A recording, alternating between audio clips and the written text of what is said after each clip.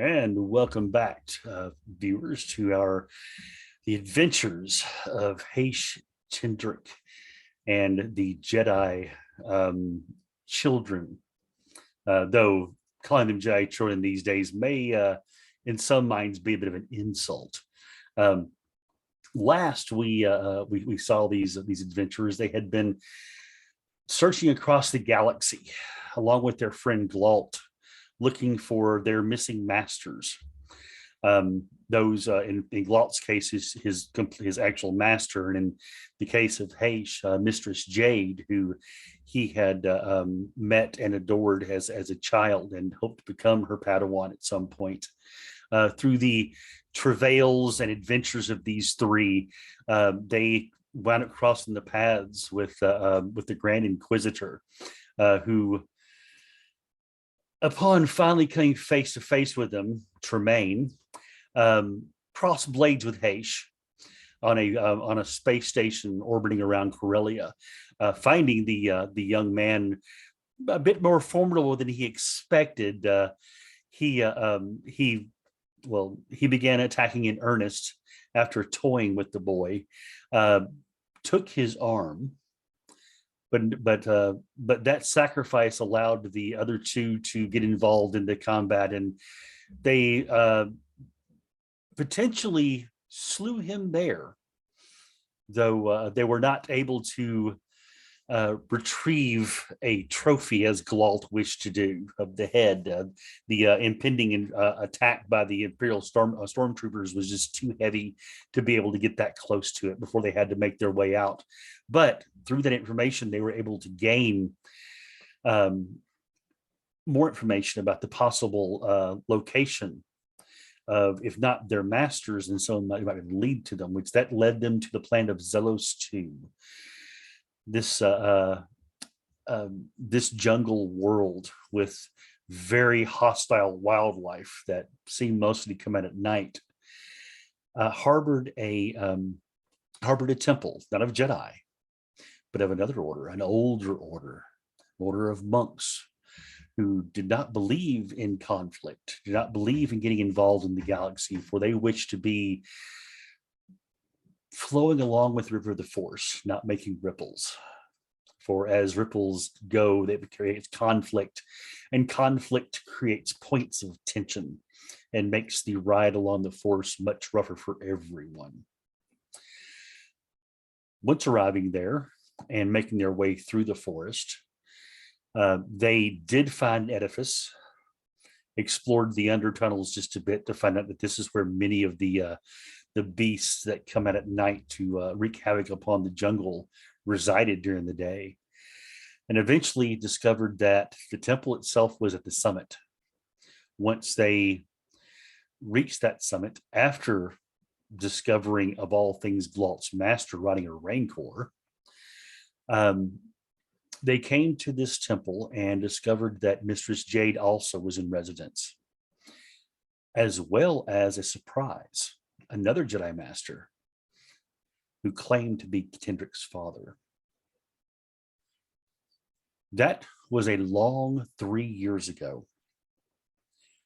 Since then, the three have been living on Zelos 2, fairly conflict-free, although each of them had their issues. Glault, thinking originally that meeting his master would make things, well, the way they were, realized that the views of a master of a young Padawan was not quite the same as one who had been through all that he had been through. He had grown beyond the Padawan.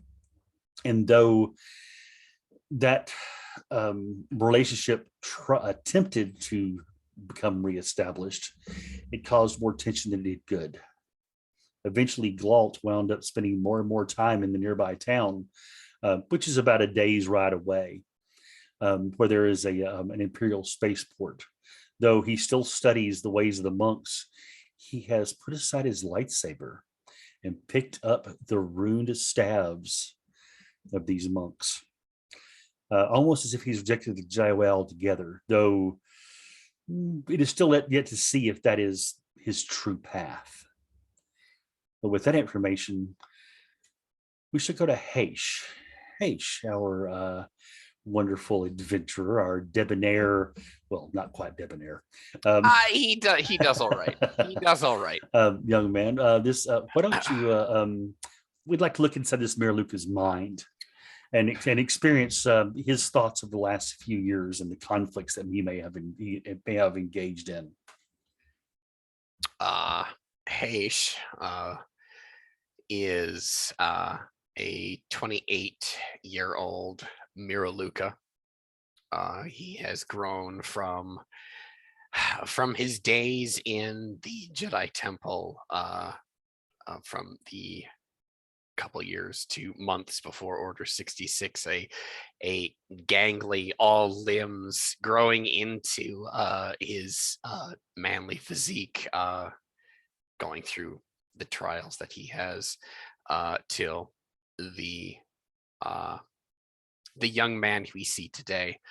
Uh, he is black of hair, fair of skin, like most Miraluka, but if he stays out in the sun often enough, as his want and custom, he is a gardener, not by trade and not really by hobby.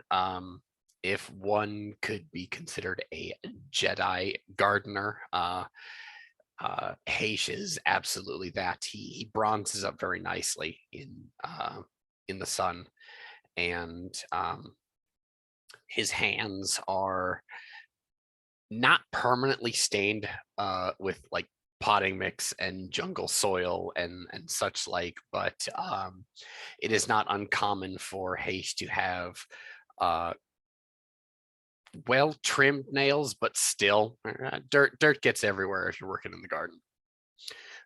His hair was about so long to reach the small of his back, until Tremaine cut off about a foot of his hair in that fight. He lost a bunch of his queue, so now his queue is about middle of his shoulder blades. Um, Still wears it long, uh, tied back. He has a birthmark similar to, kind of looks like a kind of a long crescent moon type shape on his left shoulder blade.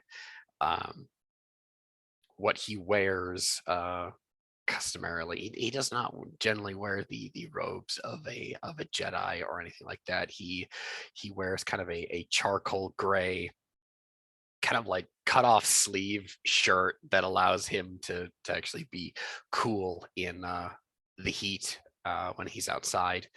Um, he wears a kind of a heavy leather tool belt that has some of his gardening tools, both of his lightsabers. He's got a well-maintained and well-loved trowel that he has one edge of it suspiciously sharp. It's unnecessarily sharp. That trowel he could shave with. Um, and he has recovered from the mining platform when they went to the Onderon system, a recovered heavy blaster. But besides that, his tall leather, almost like snake boots for like hiking and such, come up to his knees, and kind of like a dark brown, almost earth leather pair of trousers. He he wears the customary blindfold that Miraluka wear when they are not amongst their own kind, as Haish finds himself not amongst his kind. He has not seen another Miraluka since likely since he was a child.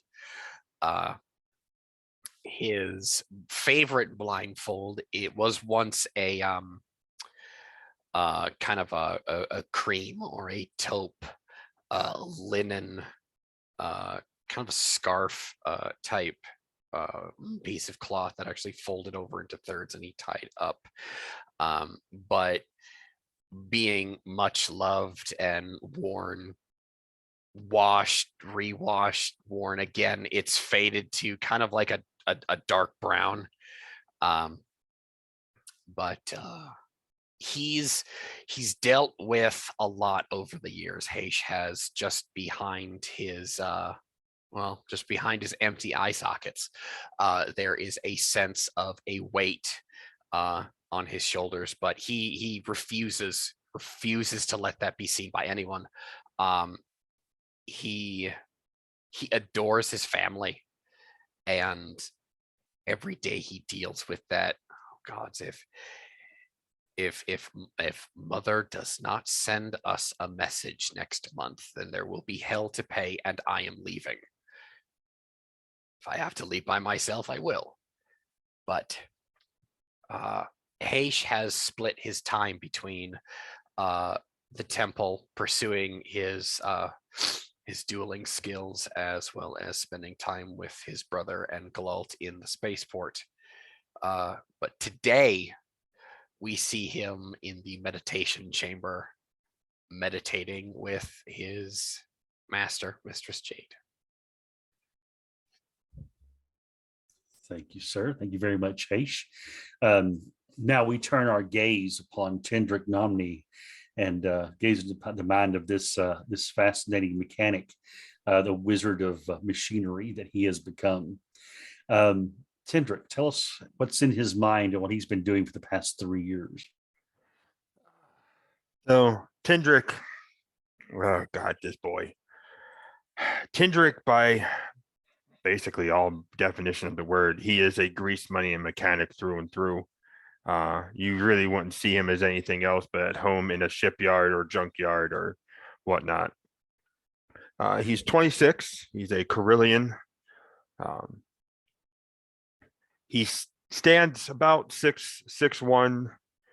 He has actually let his hair grow out over the last couple of years. It used to be pretty short, more for safety reasons, but he's kind of gotten comfortable with his skill on himself. So it's actually down to about his shoulders, maybe a little bit further, usually tied back in a single ponytail to keep it out of the way of everything. If it can be believed, this boy is now covered in even more burns, singes, and scars from his repairs and his fixings and his tinkerings. Calling him the Wizard of Machinery is kind of a apt nickname, as he's kind of gaining that name in the city that he is currently residing in. If someone needs a droid fixed, or in some cases a droid made, or you need a speeder fixed, a ship tinkered with, pretty much everyone says, go see the Tendrick boy. Follow the little droids; they'll lead you to him. When they first arrived at the temple with the monks and everything, and we had the reunions and the revelations, Tendrick kind of didn't function for a little while upon finding out he had a father still. For all he knew, his father was dead. Not a single thing else cleared his mind, except he knows where his mom is. Well, person he sees at his mom, but dad's been gone. Dad's dead. So for the first little while, you didn't really see much of him. Not even Haish would see much of him. He kind of threw himself into his work in the back of the ship, and that was that. Took probably a good 3 months to have Tendrick become social again. In that time, he did go to talk to the man that called himself his father. Whether he actually called him his father has not happened yet. And honestly, in Tendrick's mind, it probably won't. This man is not his father. This man is simply the person that supplied him with, half of the way for him to be alive. Nothing against the man. It's just Tendrick didn't need him his first 23 years. He doesn't need him for his last however many he's going to be here. The two would have their arguments. I mean, the man is still trying to be paternal, so he does kind of have the whole, well, you're my kid, you got to be careful. And Tendrick basically told him to shove it up where the sun don't shine. He's going to do what the hell he's going to do. He would have stuck around the temple probably that first year. Sitting with Hayes, sitting with Galalt, making sure they were taken care of, doing what he can. But temple life is not really fit for a grease monkey. There's not a whole lot for him to do there. So honestly, when they would have found the city, made their way out there, Tindrick would have rapidly gone from being at the monastery and the temple more to being at the city more, especially once he started getting a reputation for his work. He went back to being a workaholic. City life was most of his life, working, tinkering, keeping his hands busy. He would go back to the temple to visit his brothers, especially if he was called upon or something came up. And, of course, on any special days or any special events, he would stick around more. But otherwise, Tindrick was back in town. He would have eventually found his own speeder so that Hayes and Galalt would have one of theirs back at the temple. And that way he also had his own way of getting back and forth in case they couldn't get to him. And it seemed every passing month there was more and more droid parts around his shop. He also would have eventually, hopefully, found the means to at least get his own little auto shop going, probably with an apartment above. Therefore, he had everything he needed.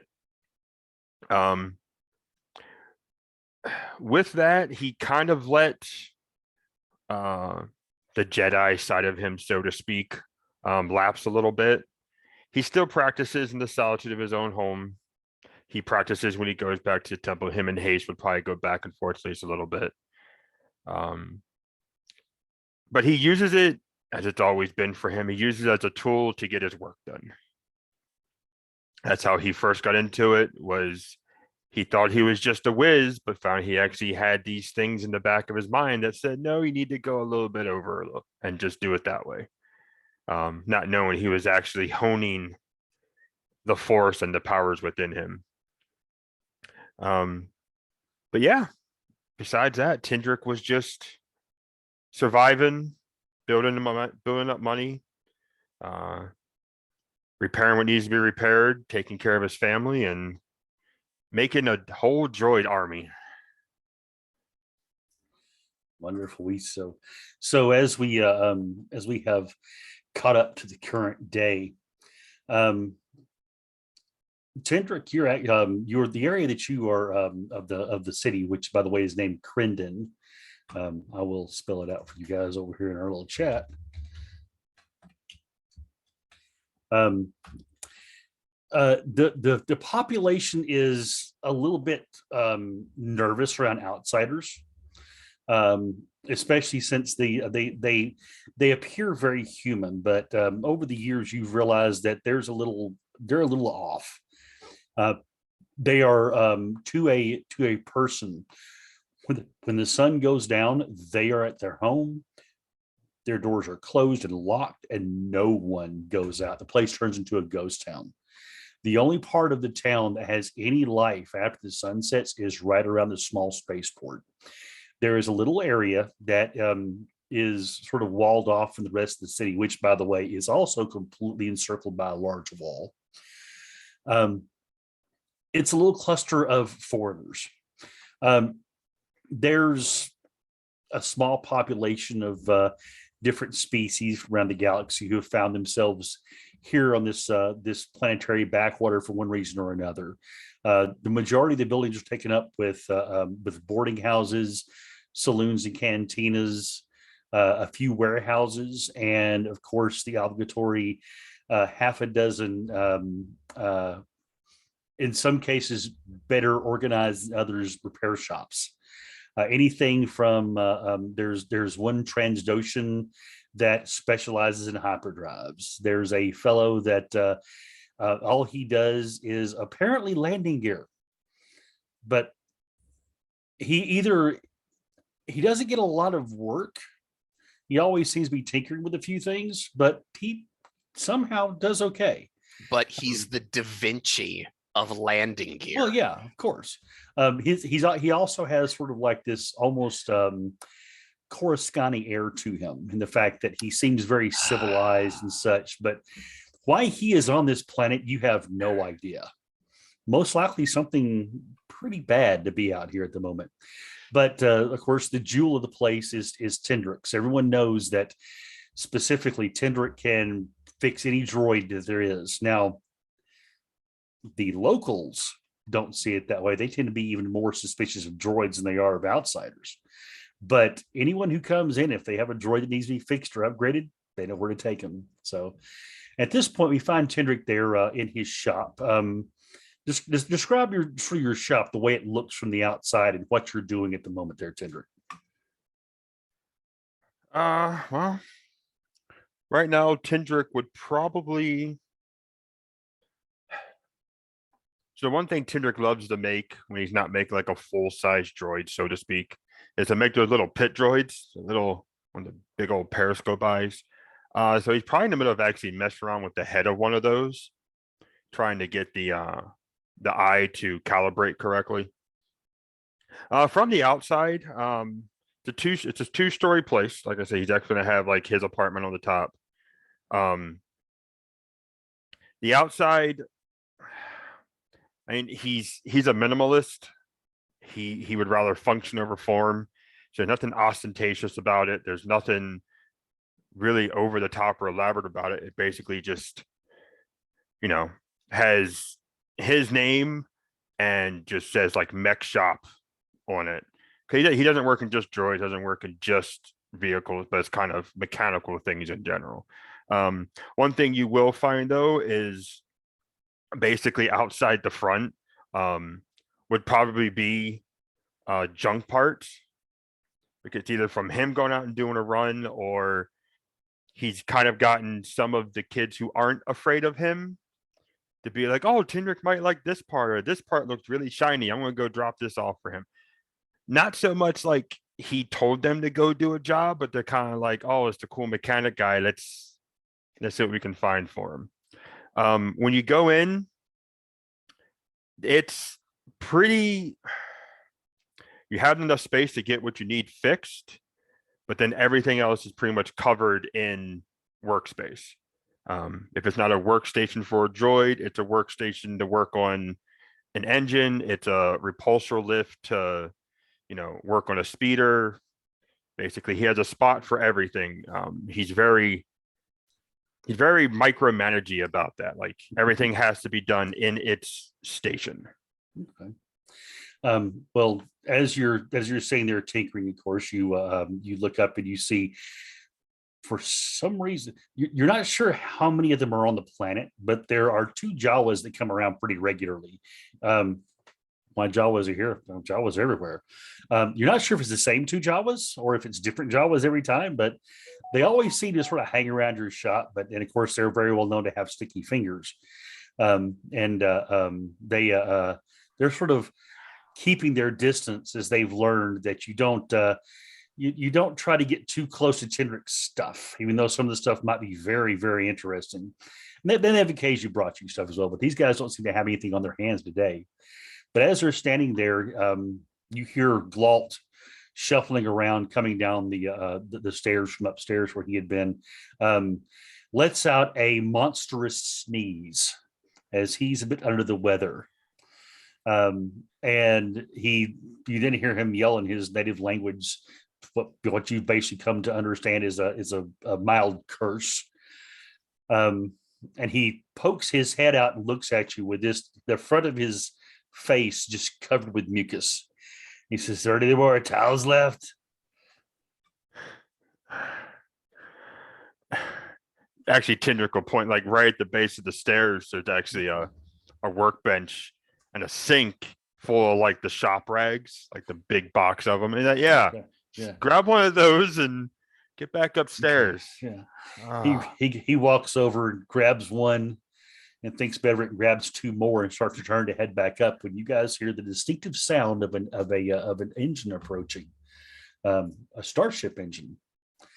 You look up and as you almost without thinking about it, slap the hand of a Jawa that's come a little too close to a part. And they also look up and you see what at one point might have been an old Nova Drive 37 transport coming into land, but it's been very heavily modified. You know this ship as the Scaly Cryat, captained by Mr. Gendon, who's a Duro, that has come to the place on fairly regular intervals.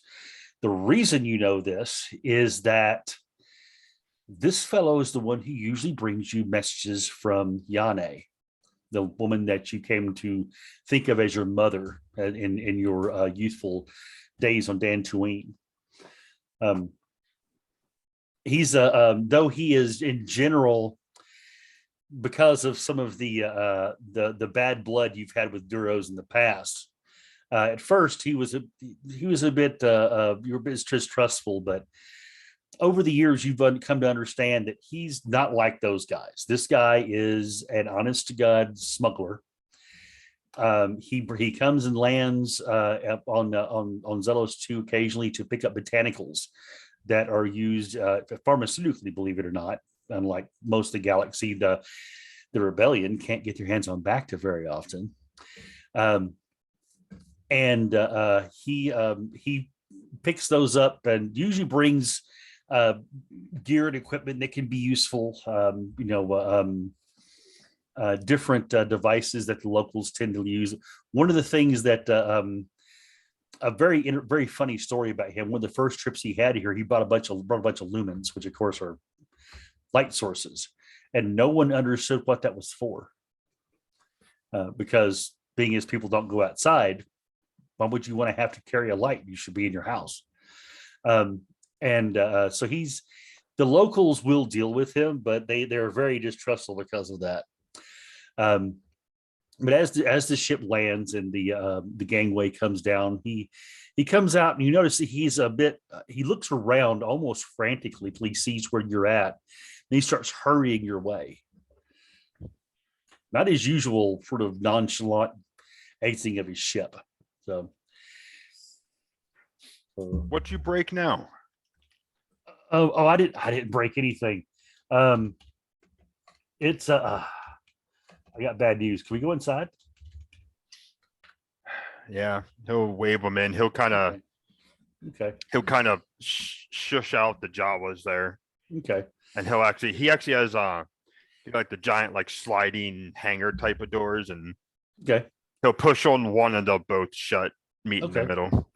Okay. He Gendon waits until the doors are completely shut. He says, "I've got some bad news about your mom."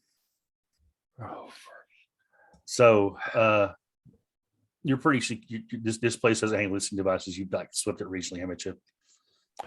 Tindrick would actually be paranoid about that more than likely. Yeah. Especially with all the crap from Tremaine. Yeah, he Okay. at least once a week, if not twice, he'd double check for crap Okay. like that. So no, Yeah, we're clear. Okay, good. So as you know, your mom was doing some scouting missions for the rebellion, looking for a new base of operations. Well, a few standard months ago, they found they found a good place. They had been working on it as one of their like top 2 or 3. I don't know how exactly they do this kind of stuff, but General Riken finally decided he was going to move everybody there, and it's on the system called Hoth. Horrible place. I mean, so cold. It's just, I mean, you can't get warm. You land on the place, you're you're cold for days afterwards, even if you're on back in your ship. Anyway, but that's beside the point. There was they got found, and the Empire they sent a task force out there, at least 4 Star Destroyers, and there's rumors of something even bigger, though I can't confirm any of that. But anyway, the rebels put up a good fight, took out a couple of the Star Destroyers in the process, and most of them escaped. And they were supposed to rendezvous at an undisclosed place. They don't even tell me where that was.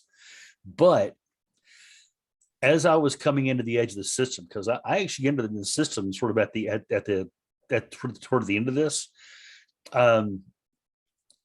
I was able to do a tight beam communications to one of the leaving ships, because I'm like, hey, that's usually the one that Yane runs on, and make sure she was okay and see if she needs some help, because they'd been hit by a TIE fighter. Like her engines were damaged, and she said, "Tell my sons that I love them, and tell them that they need to meet me." And I'm sorry, she jumped away, but she said, meet me on Trenta. But then she jumped away, and well, I know at least one Imperial ship jumped right after that. I don't know if they were following her. There were so many of them. There was some idiot. I mean, he was an absolute maniac, went into a freaking asteroid field. Sure, he's dead. But why he did that, why he just hyper out, I have no idea. Probably got a damaged hyperdrive or something. I couldn't tell. That ship looked so beat up. He was probably chewed to pieces and probably barely flew. But anyway, yeah, she told me to you guys to find her on Trenta. Now I know that was a place where the rebels have been looking at the possibility of putting a base up.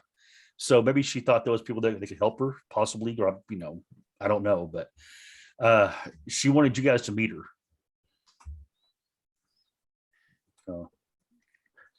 Oh, Hayes isn't going to like this.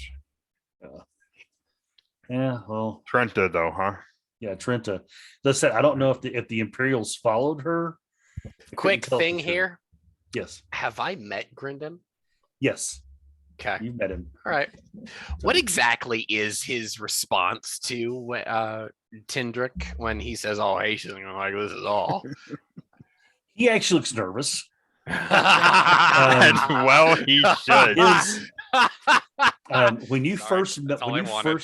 when you first met him, obviously Aduro sitting down got both of you guys on the edge. Glault especially. Glault actually wanted to go out and kill him before he even walked up.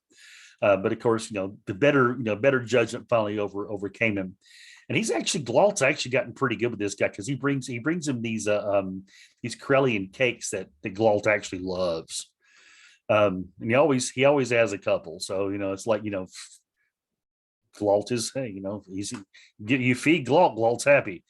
Anyway, but yeah, when he first met you, he was actually surprised that you're Miraluka. He was, because Yane had, Oh, he actually knows. Oh shit. Yeah. Okay.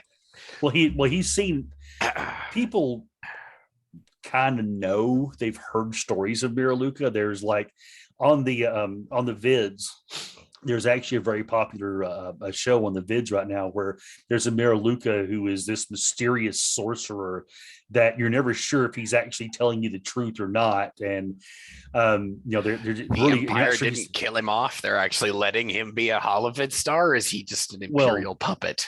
well, actually, you having seen it, know that this isn't really a Miraluka.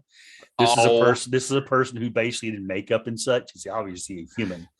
But got the tribal yeah. tattoos and makeup Yeah. and shit. Yeah. Yeah. Hayes Yeah. calls bullshit. Yeah, no. His But anyway, accent's all wrong, brother. That's Oh, not yeah. how it is. So when he first met you, he was a bit taken aback, because Yane said that had sent a message and she told him, this is for my sons. So he was expecting to see a couple of humans, Nabooian Nubians, humans. yeah. No, And no. then here's a human and a Miraluka. Okay. And not to mention Glault. I mean, Glault was the big shock, but he's come to understand that though Hayes has a temper. If you treat Hayes with respect, generally Hayes will treat you back with respect. So, and he's, as far as you know, he's never lied to you. He's never given you false information, and he said he's always very, the message pads he gives you have not been tampered with nor looked at. So, Great, so, brother. yeah, This is the only Duros in the galaxy that I actually like. probably, yeah. So he looks Hey, around and he I'm says, not there. I'm sorry. "Okay, that's good." So he looks around when you mentioned Hayes is going to love to hear this. He's like, "Well, where's Hayes? Is he around?" Back at the temple. Well, you might want to let him know about this. I don't know if you guys do they have like comms on this planet? I don't know. You guys probably do. You could probably actually use the ship's comms to piggyback. You tell me, Keith. Yeah. I've got a data pad, and the Okay. way I understand the data pad, it's a multi-purpose device, like a cell phone, a Palm Pilot, a computer, Yeah. all of that. So could I get email right now in our world is Mhm. pretty quick, but would it Yeah. be pretty lightning fast for us? Yeah, it would on the planet, yes, because you can actually use the ship's communications array to basically create your own network. So you could actually talk to Tendrick and talk to people of the temple and such through that network from your personal con devices. The thing is it only gets the Imperial Holonet signal uh, about 4 times a year Okay. when it's because there is a Holonet relay at the edge of the system, but it's like depending on where you are on the sun compared to where it's at, you get a good signal, you get a bad signal. But usually you just download all your data and it's you're watching your shows on basically it's kind of like Netflix. You Right. see it, Okay. you binge watch stuff, but Um, that's how you get most of your news also. okay. Patch It DVR. would with this because H watches the news, Mhm. and probably uncharacteristically, H is probably the only character of mine I'll ever play who watches TV. Mhm. Yeah.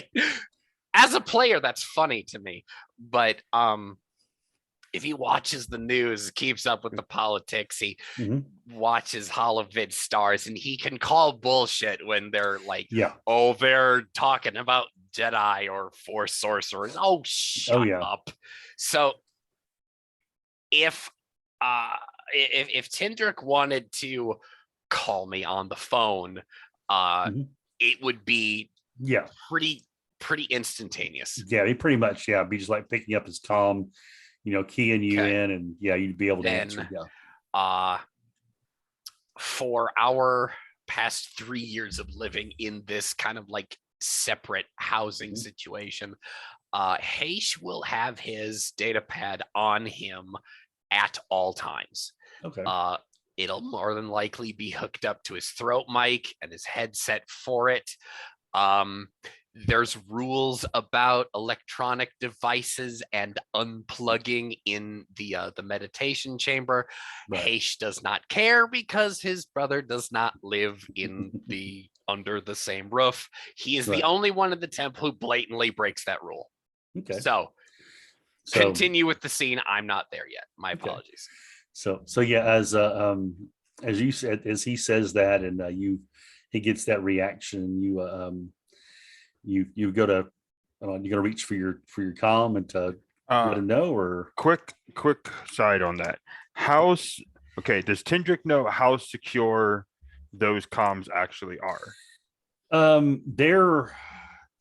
they have a pretty decent encryption on them.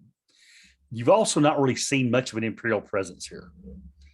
Matter of fact, there's not even even at most backwater systems there's at least like a Imperial Customs department. There's not even one of those here.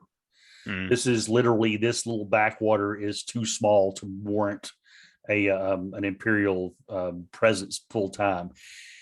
Occasionally, there's a pirate hunter that will come to the system, or you may have some Imperials that are out on maneuvers. But generally, when they come in. At the moment, there's no Imperials anywhere in the sector that as far as you're aware of. So okay. it's fairly secure. Okay. Yeah, no, Tindrick could go grab his comm. Okay. More than likely it's whatever stations he's at, he actually has a couple of Okay. like holders or strips on each like side. So whatever stations he at, that's where his comms and everything will be right there. So Okay. he'll pull that down. Okay. He'll dial up Haish. Okay. So you get the chirp in your ear in the meditation chamber, Haish. As Haish is actually sitting there, that chirp in his headset, he'll actually kind of is going to actually sound a tad bit funny. Mira Luca don't have eyes. Obviously, you don't have eyes, but I suppose within his personal mysticism, he'll do what would be like the force sensitive equivalent of opening one eye and looking at everyone in the room and then closing it again. Which, if Mistress Jade is sitting right there, she'll absolutely feel that psychic eye open, like, you're not actually paying attention. I know what you're doing. And so with that, he'll kind of just excuse me, and he'll actually stand up quietly and then leave the room, and he'll pick up the phone. Good morning, brother. Brother. Yeah. First thing you hear as he says that is a loud sneeze in the background. Carry on. Glalt having another reaction. Yeah, go get another couple rags. Go upstairs and lay down. The herbs that I'm growing for him, they're not ready yet. I'm gonna have to transfer them to the ship here soon so I can have them circulated with. And he goes on to this botanist diatribe of trying to find an herbal remedy for brother. yeah. We can worry about those after the fact. What's wrong? Guidance here. What does he want? We gotta go. It's a very long, uncomfortable pause. Speak sense, brother. He brought back another missive from Mom. How is she? That's the problem. We don't know. Problem? The last thing he heard is she wants us to meet her in a place or on a place called Trenta. I'll be heating up the engines. I'll be expecting you within the hour. And I just hang up. I'll hang up right there. He'll actually storm out of the meditation chamber, probably disturbing all of the other monks. By the way, just as an aside, Tindrick had that on speaker, by the way. So Gaiden heard all that. You hear the rumbling malevolence through the phone. and he'll actually look at guys like, see, I told you he wasn't gonna like it. So as you go to storm out and you say that, you see Master Kruk. He had been in the meditation chamber as well. Morning, Kruk. And as he steps out, he's I sensed some disquiet. I was just on the comms with Tindrick, and he says that our mother, Yane, is requiring our immediate presence on Trenta. I am leaving. He closes his eyes for a moment, and then he looks up at you and he says, I can't tell you not to go, obviously, but I will say I feel a disturbance with that. Would you like to come with? I would like to, but I feel conflict with Glalt would not be good for this and that location. He reaches out one big paw and he places it on your shoulder.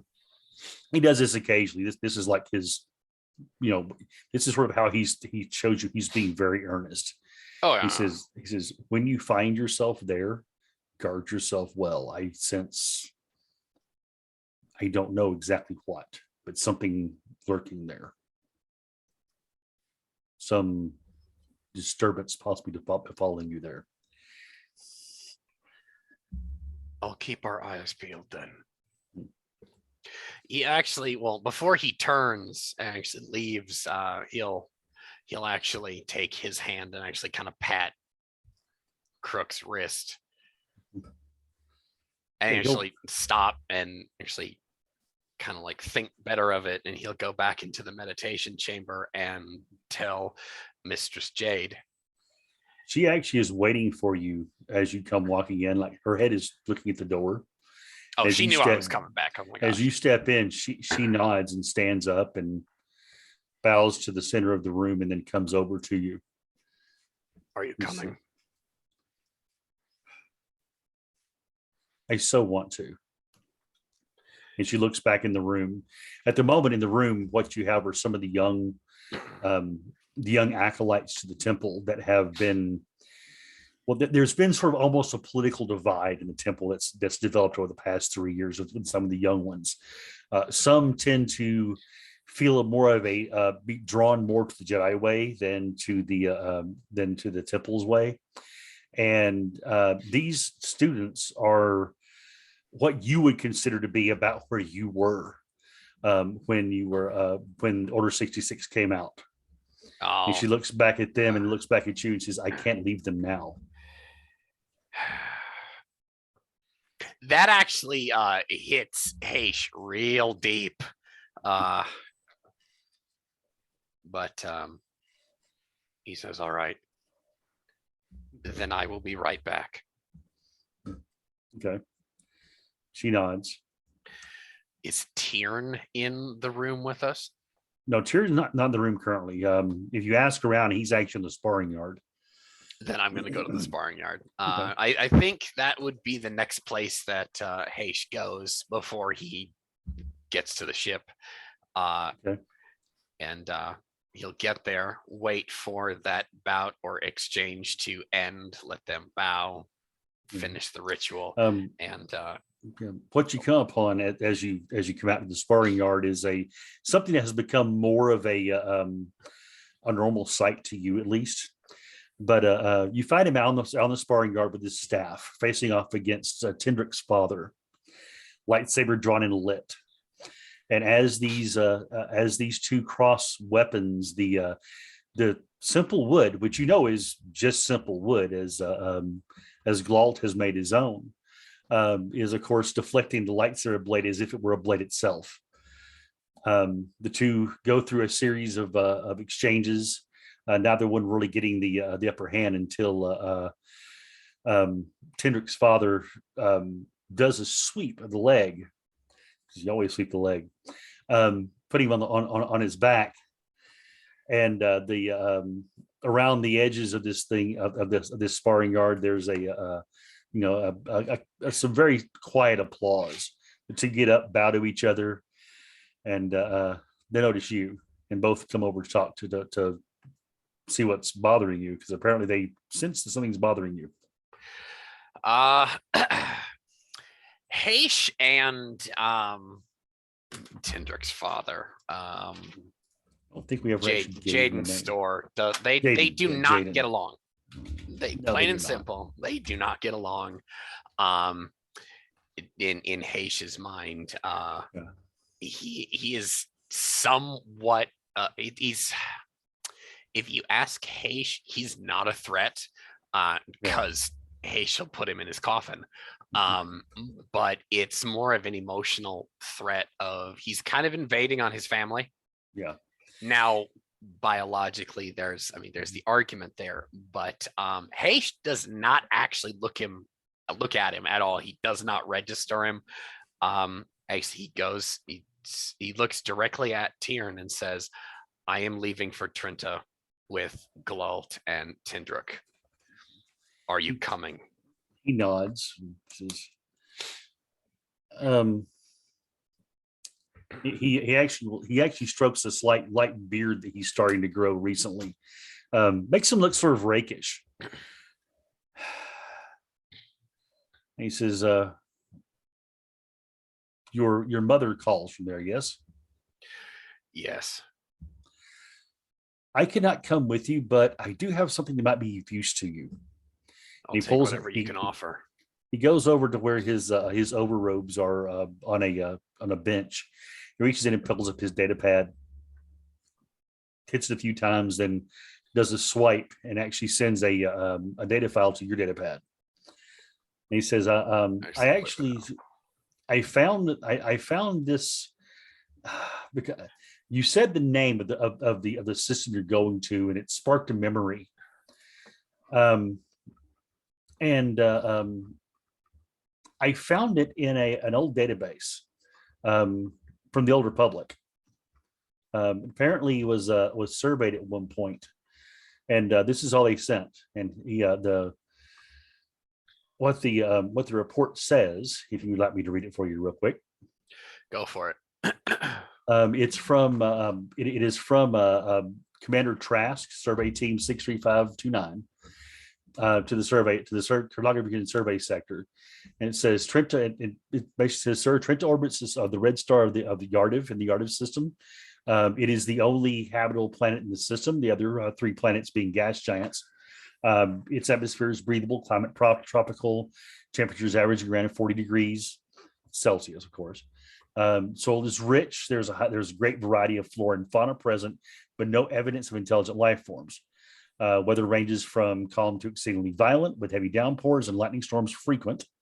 This combined with the humid conditions, which cause many types of plant life to rot before they can be harvested, can be regarded as contributing factors to the failure of the three former colonies. The primary type of terrain on Trent is a viscous swamp. There are no oceans to speak of. The swamps make up approximately 90% of the planet. Firmer footing can be found among heavily wooded islands, which dot the planet.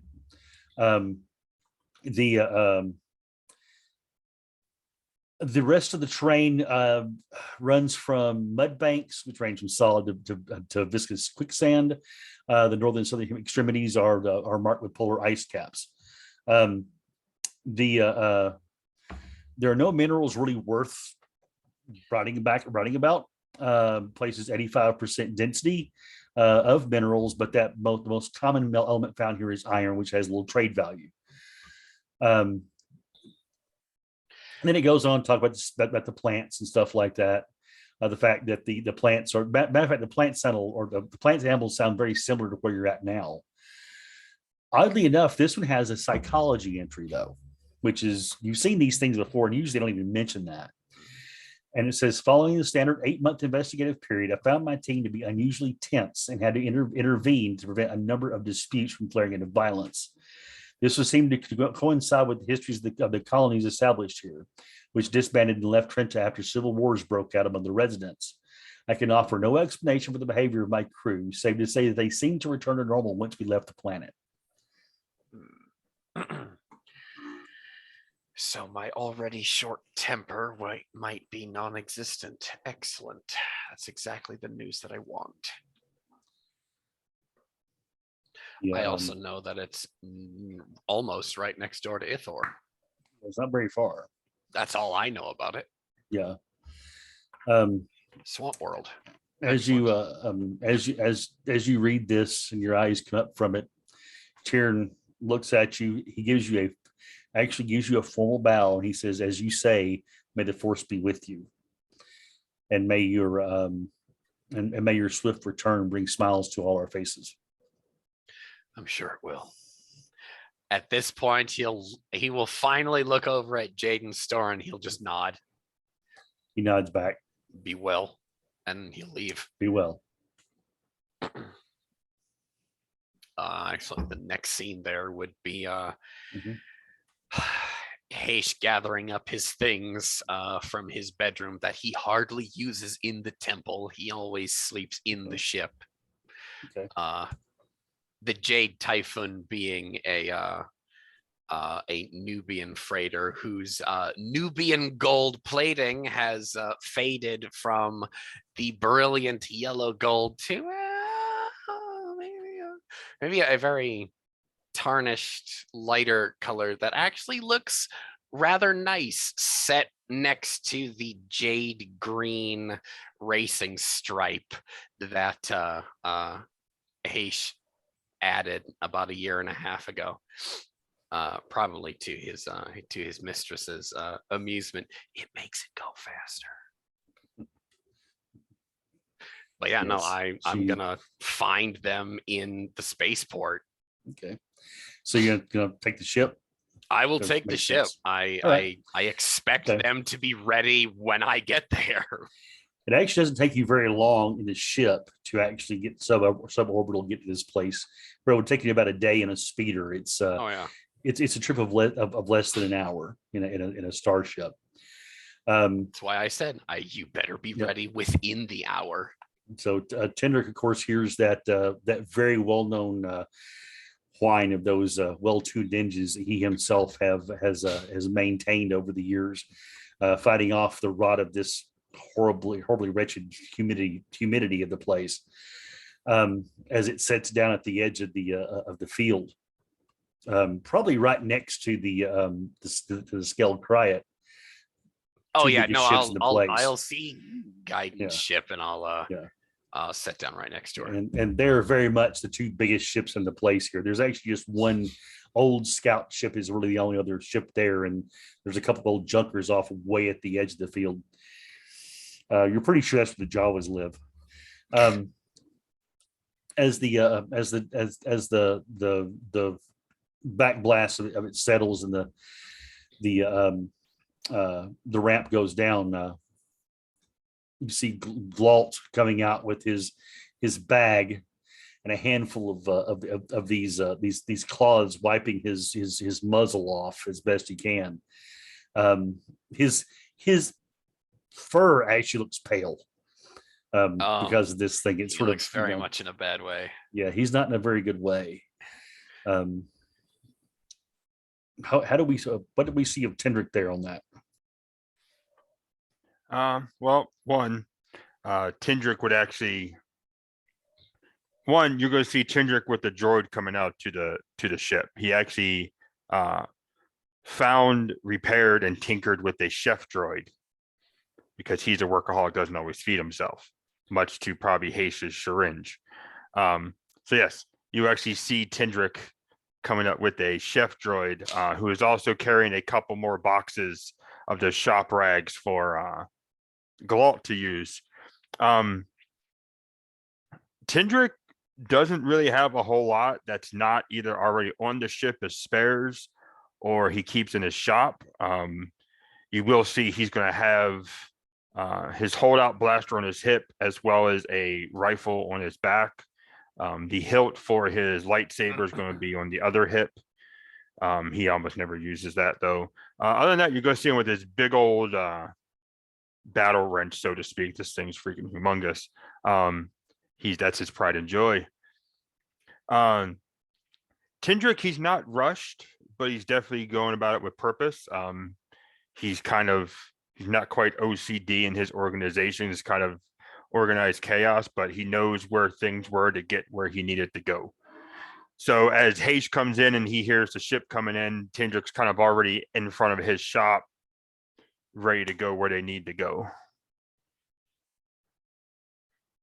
And Haish will meet them on the landing pad. He'll meet him about halfway down. Okay. Glault just nods to you as he covers his mouth with these towels and edges past you up into the ship. He says, "I'm going to go into a healing trance."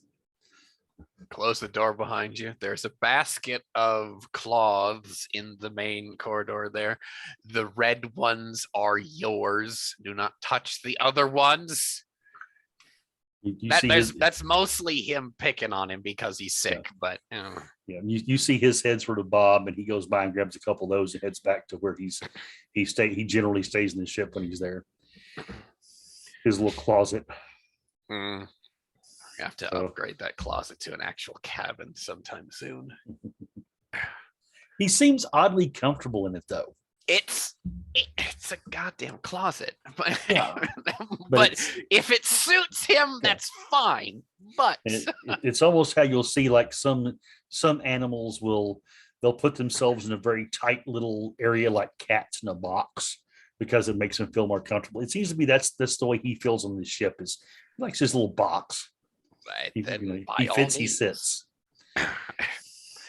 I remember, I think if I remember correctly, it's only got like a small side table, enough room for a cot, a mat that he can sit down on for meditation, and that's it. And he can reach out with all of his with his hands and touch all four walls. He says he's going to go back there, and you actually hear the door cycle open and cycle closed, almost before Tindrick even gets to the top of the ramp.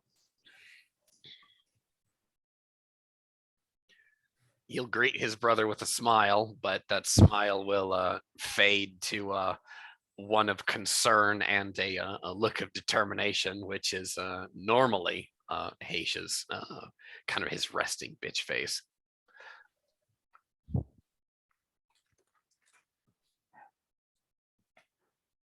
How was meditation today? He actually takes in a long breath of the fresh jungle air and says, invigorating. I'm good to be back on the road. Trinta. Close enough. Do That's you what have any Gaiden said. things? I do.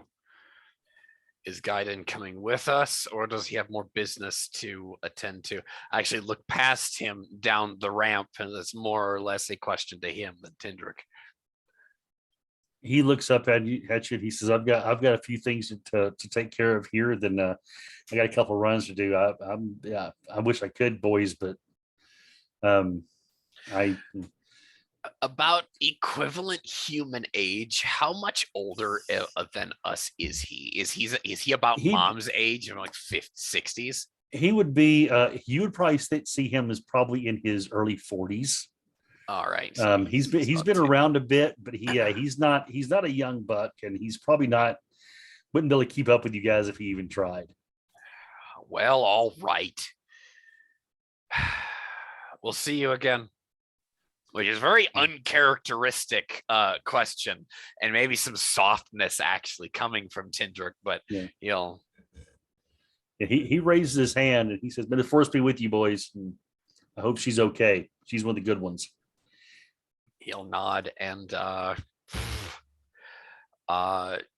unless Tindrick is quick and gets his shit belted in and strapped down, we're in the air in minutes. Tindrick knows how Hayes drives. He'll be fine. Oh, Hayes drives like he's going to the fucking Derby. He's he's good at it, but he's rough. Okay. And we're Skyside, I suppose. Like, right. what do you want from us, Keith? You guys, as the ship rises up out of the atmosphere into the darkness, and you get beyond the planet's gravity well, it's a fairly simple astrogation plot to get. It's a well-known well-applied system. You guys, you plot in the astrogation and jump to hyperspace, and the next scene as we proceed. Before we go to the next scene, Certainly. as we are, I suppose, taking off. I'm sorry, Keith. Hay shall open up the comms to the back shop area and say, brother, you may wish to call that plant woman that you were so keen on last season. Tell her that we're leaving. He does say them for this plant woman.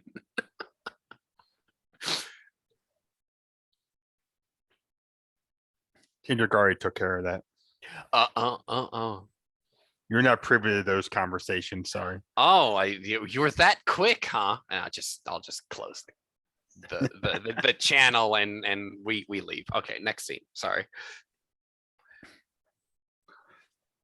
It takes you a couple of days to get to the to this system where the planet of Trinta resides. During that time, of course, you have access to a few additional records from the Empire that you as you finally have made contact with a holonet about the place. It is not even on the Empire's radar as a possible place for a rebel base. The Imperial survey, which is a follow-up from the Old Republic one, just basically says worthless.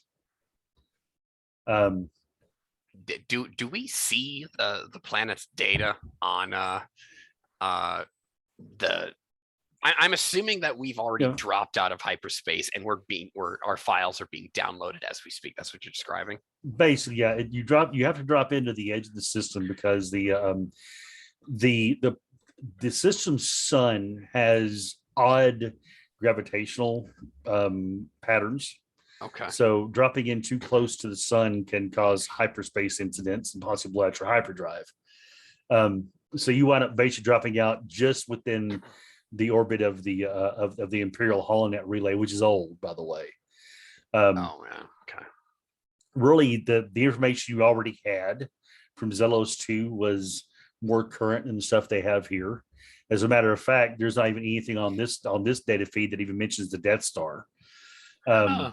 It's that old, and no one's been here in that long, apparently, at least to make a download. But you also understand that the one of the more common things about Rebel ships is they don't upload data to Imperial nodes for various reasons, of course. No. So it does plot, though, that there was a ship that entered the system a little over a standard Imperial a week ago, which could have been your mother's ship. Do I have a name? Do I have a signature? The ship was a Cazelis light freighter, Okay. which they're pretty little ships, and the tag that it was running with was the Long Runner. Oh, that sounds like So- Ma. Mhm. It is it's to look at it. It's not. It doesn't quite have the sleek lines of the Jade Typhoon, but it has that that bird-like look to it. It has that je ne sais quoi that Nubians like to have in all of their art, design, and ships. Yeah. I will actually share my screen to give you a view of what this ship looks like here. So that is what this ship looks like. Pretty little thing. This being the rear, and it going to the front. So it's almost bird-like. All right. By that design. So whether it actually looks like that or not anymore, as you know, the rebels tend to modify their ships pretty heavily. But still, it's a decent general idea of it. But as you come into the system, you also get another ping of another ship that had been here recently, though there's no data on it. I'm gonna log that away for personal use later. That doesn't sit well with Haish. Yeah. He'll go over the So- intercom and say, we're in system, gentlemen. Okay. All right.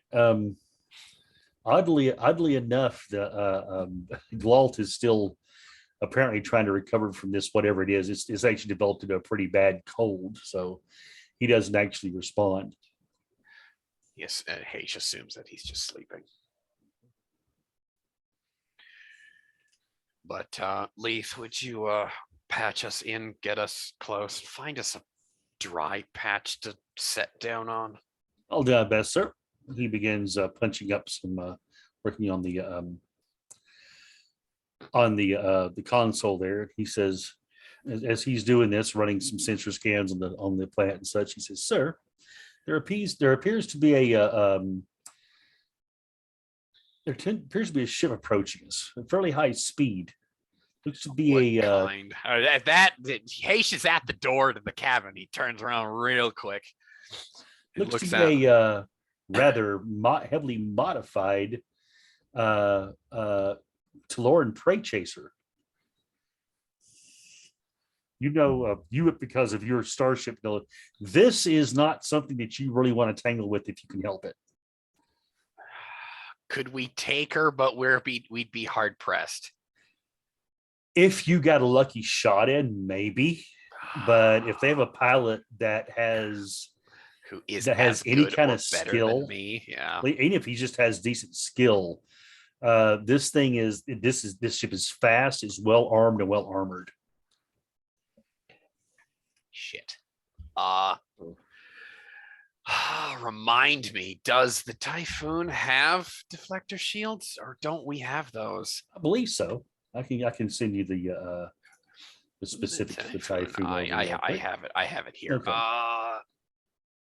Do we have what would be standard for most Nubian ships of this size? I believe so.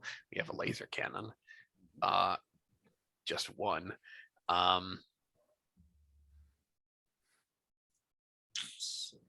Looks like it. I would assume shields two die plus 2. Yep. I'm assuming You have that's shields. the clear I suppose atmosphere that actually bounces energy off of it. Yeah, basically it's deflector shields that it helps if you're hit, it's sort of like your defense roll, I guess you would say. Okay. All right, perfect. So you can actually augment that with personal skills as well. So Okay. Then we'll say, brother, I might need you on the gun, but it's gonna be a bit of a rough ride, and he'll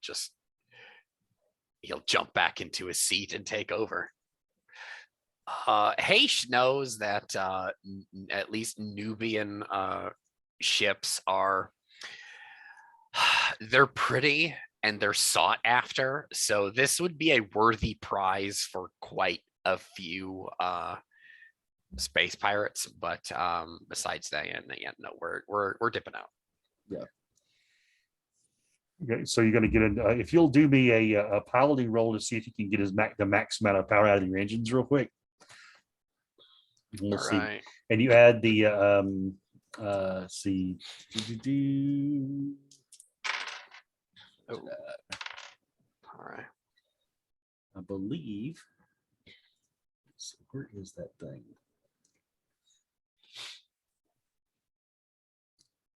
Hyperdrive maneuverability. Yeah, you add your maneuverability die to that. So you have to add one additional die. Oh, nice. That And- is what's that? Sorry. Now, did you roll your wild die? I did actually. I Okay. thought that was my reroll there. Okay. The wild die does explode, right? Yes, it does. On a 6. Okay. 'Cause I got a Yes. 6 and a 2 for that. So it looks like we're sitting at a 24. Okay.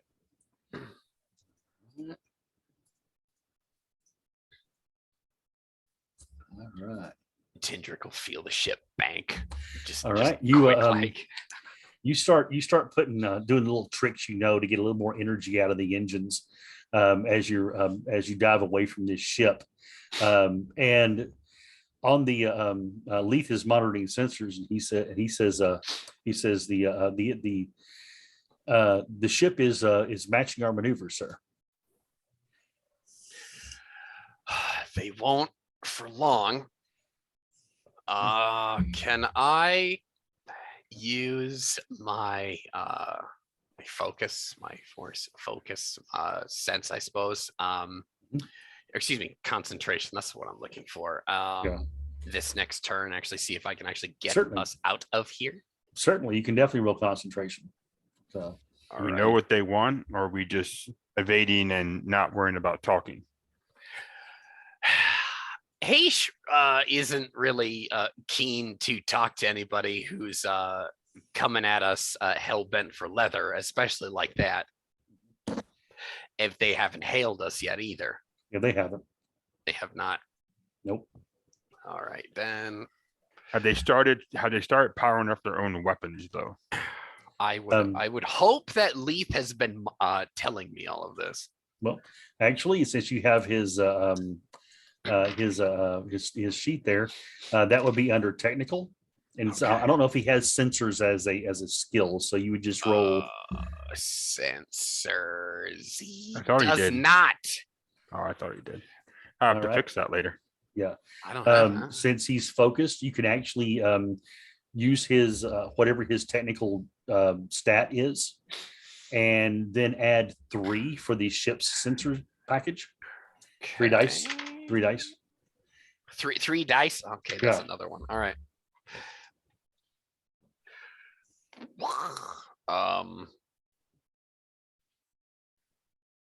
21. Okay. Yes, according to his scan, I turn everything off. According to his scans, the ship's that ship's weapon systems are powered up. Yep. Nope. We're dipping out. We are dipping out. It can't that they have some kind of he says they do have some kind of ablative shielding on there, so I can't tell what kind of weapon systems they actually have. that's even more concern for us to get the hell out of here.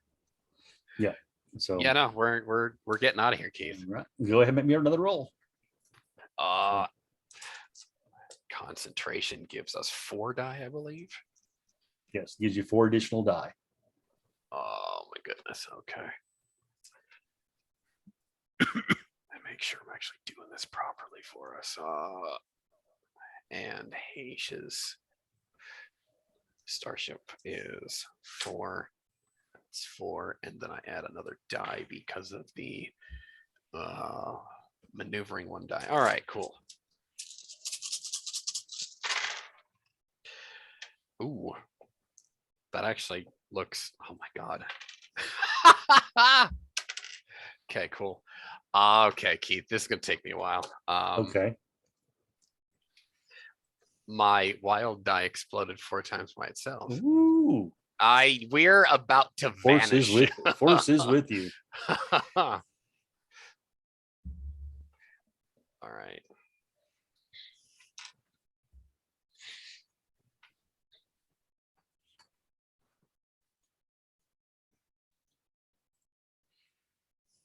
Oh shit, come back here. That is a 60.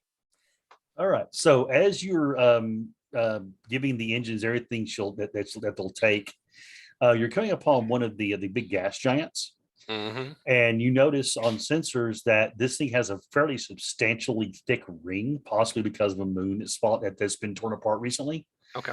So you're able to actually maneuver into that debris field. Hell yeah.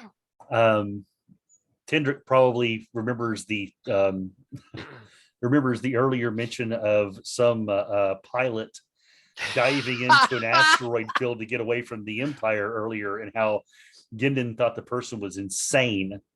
But you definitely maneuver among these spinning rocks and debris, and you lose sight of that ship, but you also know that it loses sight of you as well.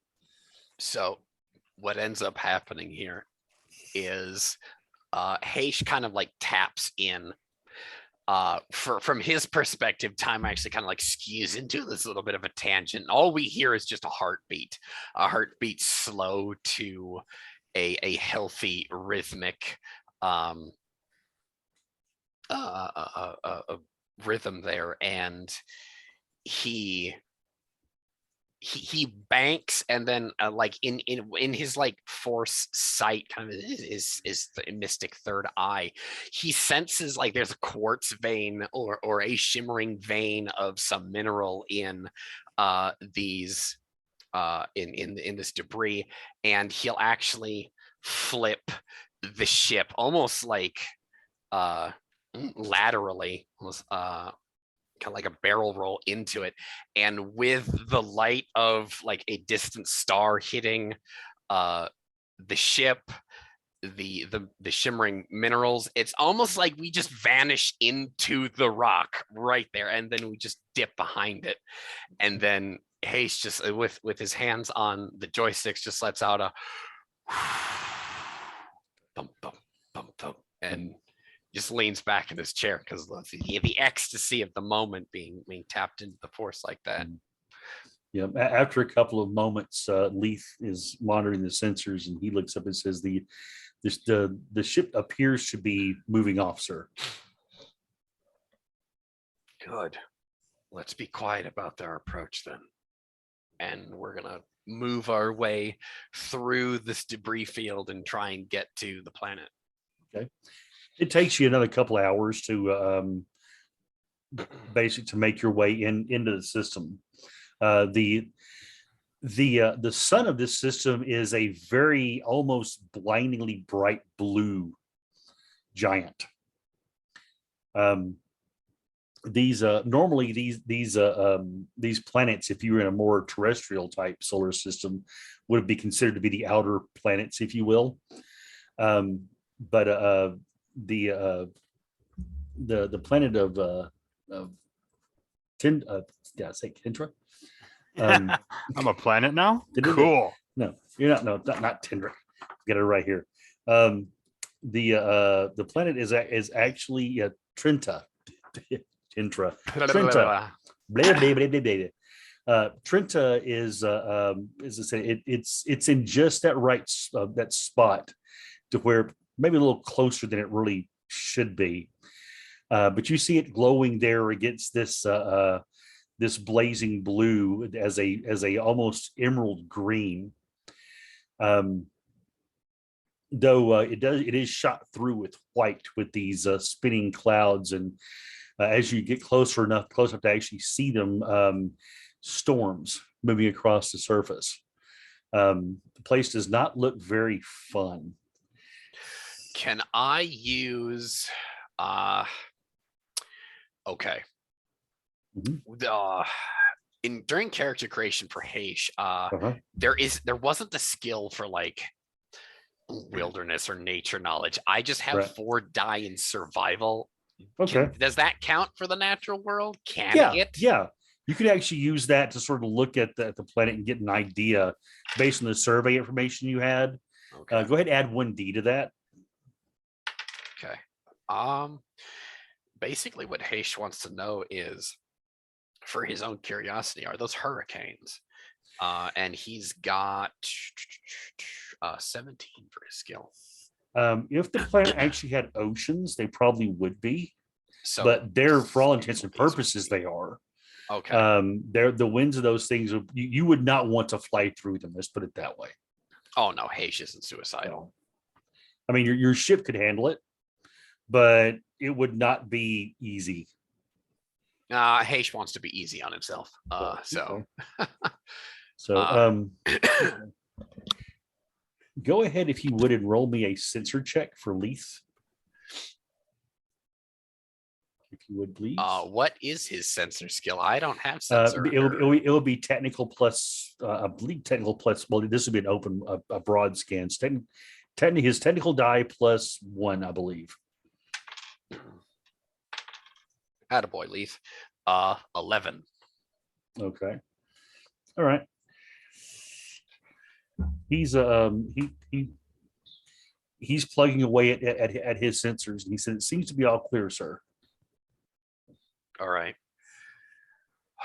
I will find us a dry patch to set down on that is not Okay. well, okay. He's gonna use his meager meteorological knowledge to set down in a place where that storm will either pass around them, or he'll set down like behind it where it's like it's leaving the area. Well, as you begin to approach the planet's surface and begin to start getting yourself into alignment to actually go suborbital, suddenly Leith says, "Sir, it's behind us," and you let me see, what is there? Okay, got to roll their attack real quick. They rolled better than you. For in what? For basically trying to mask their presence as they came in. Well, we don't have a mask our presence roll. No, but they have, they can do sensor jammers. They can use sensors to counter sensors. That's one thing you can do, by the way. Oh, boo! Where's that on my? Where's my? You basically just use sensors. So you can actually modulate your sensors to like appear to echo back something that's not there. Where is that on the sheet? Now I'm very interested with. It's under technical, and it's just called sensors. I'm looking at the ship character sheet. Oh, the ship has your ship character sheet.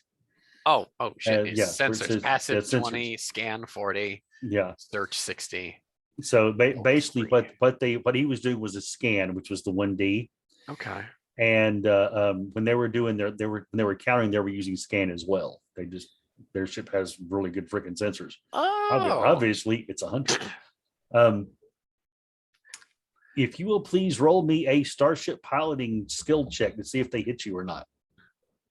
Oh my goodness gracious! Starship piloting skill. You add that 1D to it as well, by the way. Right, there we go. I'm not used to looking at the ship's character sheet. I gotta relearn what's on here. Yep, I know what you mean.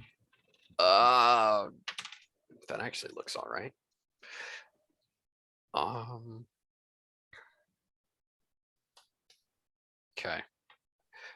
Hang on.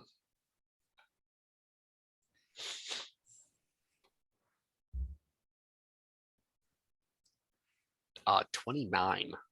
All right. Well, my friend, We get hit. you got a glancing blow. So roll me the ship's shields, and I will roll their what they're doing here for this. Oh god damn. I love you, Tindrick, but we might that is a fat 9, Keith. All right. It's a fat 9. It is substantial. All right. So when the blast hits your shields, Oh fuck. this is not a regular blaster. This is not a turbo laser. This is not a weapon that is meant to blow something up. This is an ion cannon. Oh, son of a bitch. Okay. Oh, So it's gonna suck. lights begin to blink across your control panel. And I Okay. need you to make me. Where is it at here? We do not need to be tumbling through atmosphere, Yeah. burning up and dying. No, our problem. you really because really that's where we don't. are right now. Yeah, you're. I'm you're sorry, basically Mike. beginning I'm to- trying to save us. yeah. And when Lynx watches this, I'm sorry, Lynx. She's gonna have some Goodbye. fun with it. Yeah, right. Yeah. Make me a. Mhm. Actually, it's over here. Make me a piloting check with the piloting skill modifiers, of course. Actually, don't add the ship's piloting skill to it.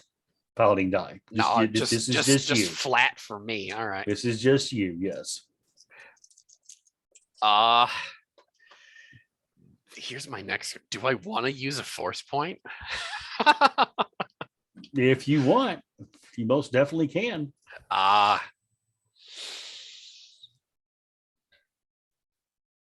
Gonna metagaming well, and Mike, I might need your help for this. If we get okay, this is Haish's ship. It's a gift from his mom. If we lose is something so damn sentimental to Haish, he's going to be fucking livid. And I'm gonna skin everyone alive on that ship, and that new one is gonna be ours. But force points are really valuable. Hey Mike, help me out here. I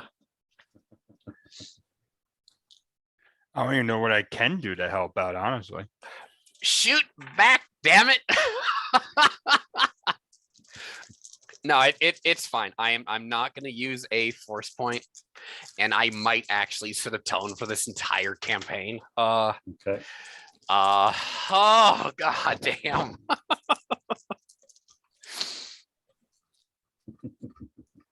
A future me is gonna kick my own ass for this.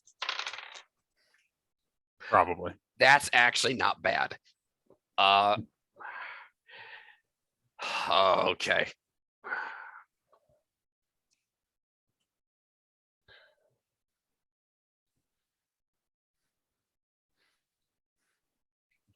$21. All right. Okay. All right. So you the ship starts to lurch and starts to dive down toward the planet, but you're able to pull it out of there. Almost it feels like sheer wheel. Mhm. You have dropped a bit though, and from where you were. Mhm. But you're most definitely not in any danger at the moment of crashing into the ground, the end of the surface of the planet. The problem is that you are still diving deep, and you're heading toward the storm. Are we? We are in the planet's atmosphere now. You're in the very, very high upper atmosphere. It's pretty hard to breathe up here. Yeah, you would not be able to breathe here at the moment. No. I mean, I do have rebreathers on the ship. I mean, the ship isn't the ship. Your air is okay. Your atmosphere is fine. It's No, just that. Oh, Tindrick would have probably through black market if need be, but I did see there was like a a rebreather or an oxidizer, and Okay. he definitely would have gotten at least 3 of them on the ship Okay. just in case. Tindrick definitely would have been a worst case scenario type of man, Right. and he would have bought, made, and tinkered with shit like he was a goddamn freaking MacGyver. no, Not MacGyver. Okay. the fucking nutcases that always are ready for fucking Oh, nukes. survivalists. Oh, Doomsday Preppers. Doomsday Yes, preppers. one of Yeah. those. He is like a goddamn doomsday Okay. prepper. It makes perfect sense. Oh, those are Okay. the best kind of RPG characters. And And just for the sake of my own knowledge, do we have wetsuits? don't know. Do you? If Tindrick? it's a thing, Tindrick would have got some. Okay. Yeah, it's possible. Yeah. So Because the ship does have an airlock. And if it That's is true. actually, in fact, waterproof, we can turn this damn thing into a submarine. you could. I'm gonna try. We're heading towards the storm right now. Yeah. Do I have a chance to take a pot shot back or no? If you want to, yeah. If you want to get up to the guns, you can. I was definitely already guns. at the gun. Oh, I've been okay. at the gun. Okay, I didn't realize that. He would have Gotcha. strapped in as soon as I asked him Okay. to. Yeah, you can turn around and take a pot shot at it. Okay. Fucking get him. Just like mess him up, Mike, please. All right. Now I use my blaster skill for that. You would use, if you don't have starship gunnery or phase transport gunnery, you will use your base technical dice. Oh, we have 2 die in fire control and 2 So, yeah, die in damage. So yeah, you had 2 die to whatever you roll. Now is that if that's greater than my own, because I did take a couple of dice in that. Oh yeah, well that's it. If it's whichever's greater, your starship gunnery or your technical. I think it's technical. I think, I'm not sure exactly. Right off the top of my head, take it. But yeah, you add 2 to whatever you roll, 2 dice to whatever you roll. So, Okay. Would I have had time to do concentration first? Probably not, because this was sort of almost a surprise they showed up. Okay. Mhm. They got us in the back foot here. Okay. So I just use technical or the starship weaponry, or I use Yeah, both. the starship weaponry is, if starship weaponry is higher, use it. Okay. So.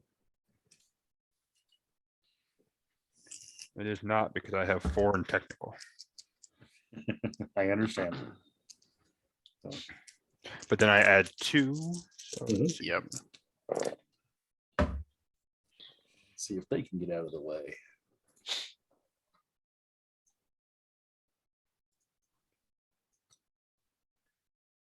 Because they're gonna have like that Nubian blue arc of energy coming at them. 25. Nice. All right. Unfortunately, they rolled a 28. Of So as course you they did. fire, they juke out of the way and the blast goes just past them. At which point they will fire back at you. So do God. me a Damn them. piloting check there, my friend. Can I still use my concentration? I really haven't tapped out of it. Well, shouldn't have. yeah, well, if that was like a couple hours back, so I'm gonna have it to was say a couple hours back. Yeah. Oh my gosh. it Okay. took you time to get in the system to where you're at now. All right. I was under the impression that they tried ambushing us in Atmo. Or Well, you're just outside of Atmo. Well, your concentration was way back at the gas giant. Oh shit. All right. So yeah, So they followed us the entire time. they went in system required you. So All right. so they were already heading in system up before, so they just happened to. I rolled the sensor check. All right.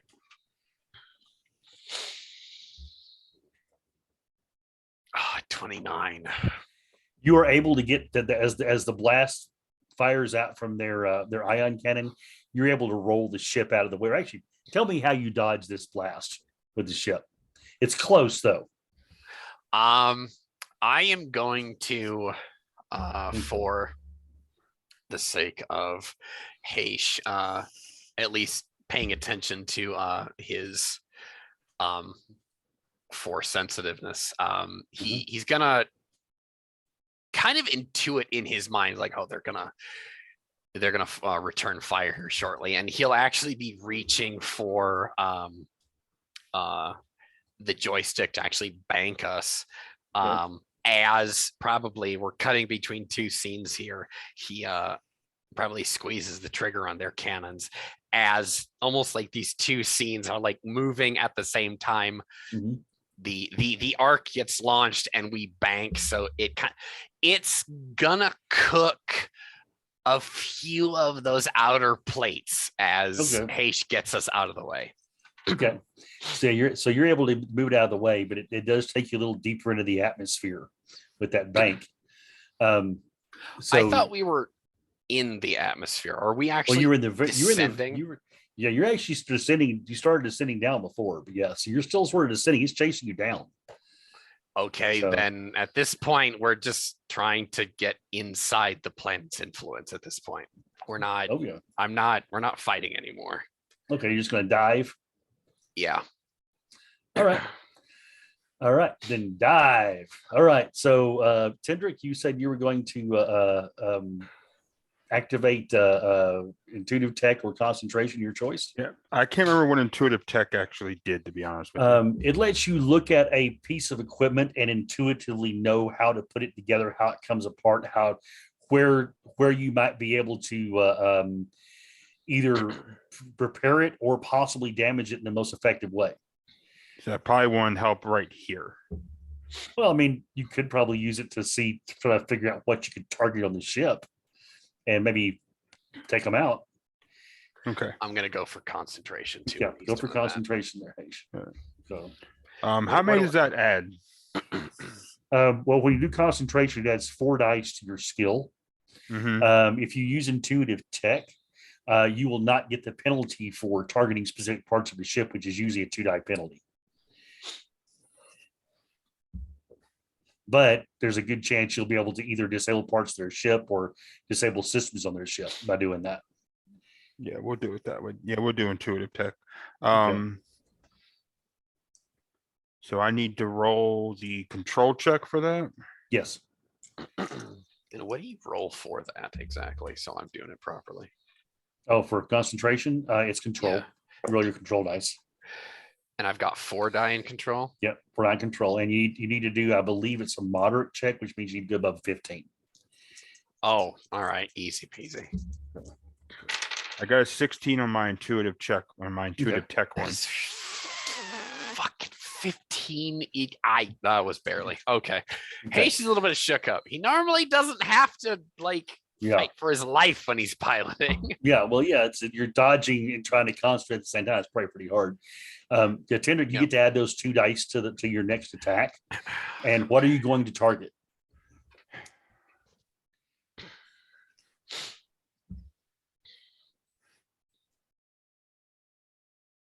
I mean, common sense would say target the weapons because these guys are going to fight, especially because we're already in Atmo. Yeah. These guys are following us down regardless. Right. So You can hit a stabilizer of some kind that allows them to fly straight. They're at rudder. Rudder, What they call or it. a comms an antenna, a something that makes it dish, so they something can't like navigate that. correctly. Their basically. sensor array. You get their sensor array too. It's up to you, however you want to do this. Yeah, we'll do that. We'll try hitting the sensor array. All right. So I'll roll their piloting and you roll your attack. Do you have a picture for that ship? Do we see it? Do we? It's a lot of dice to roll.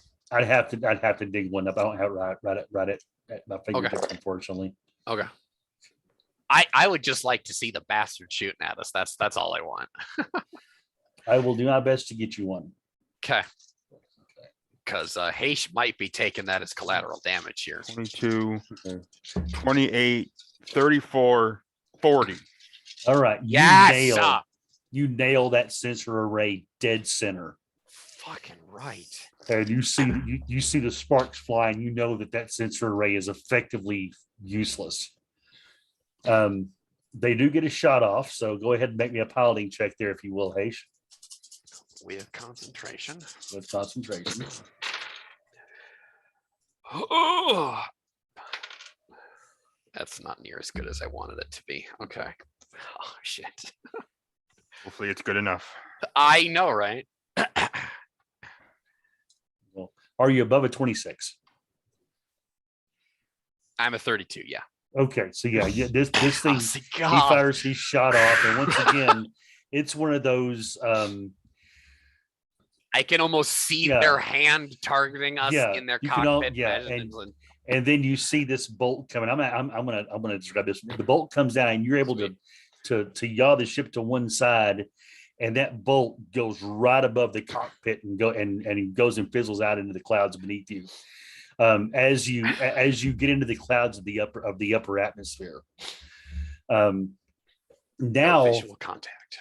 yeah, visual contact, and with them not having any scanners, Yep. they're probably not going to be able to see you. But I can see them. But oh no, you, Oh. the sensors at this point are having problems seeing anything.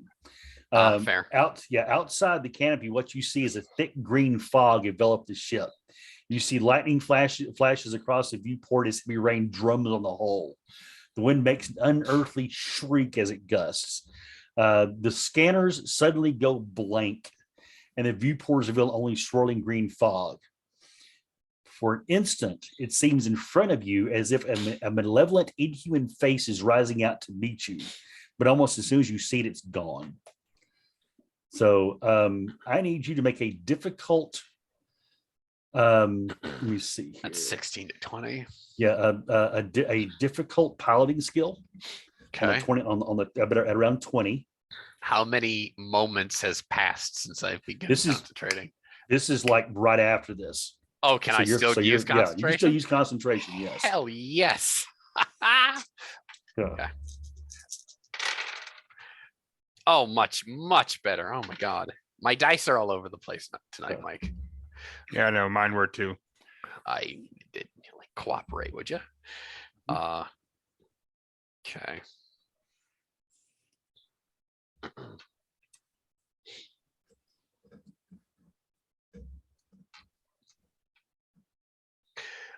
Uh, 29.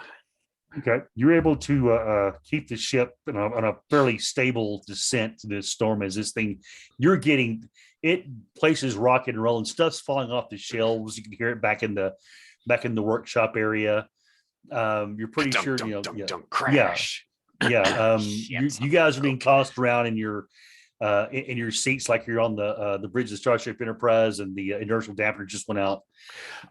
Leith almost comes out of his chair, but I grab him, shove him back into his chair, and belt him in almost in one fluid motion.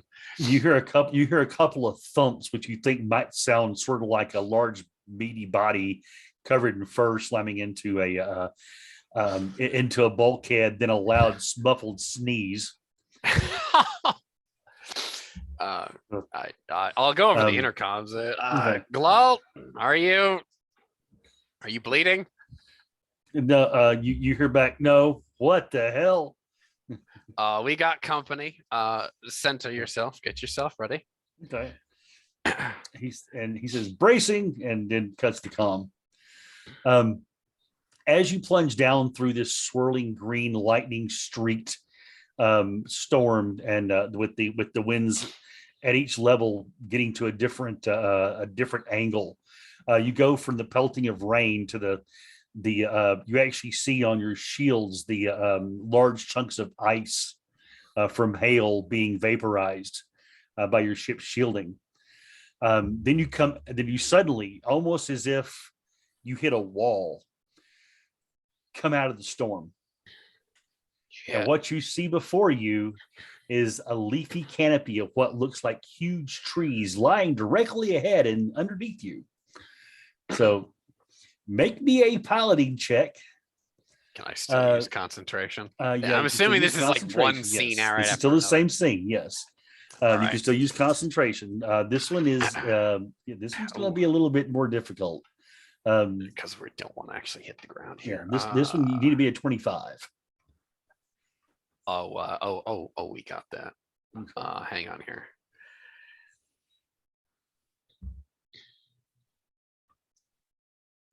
It is a 34. Yes. Okay.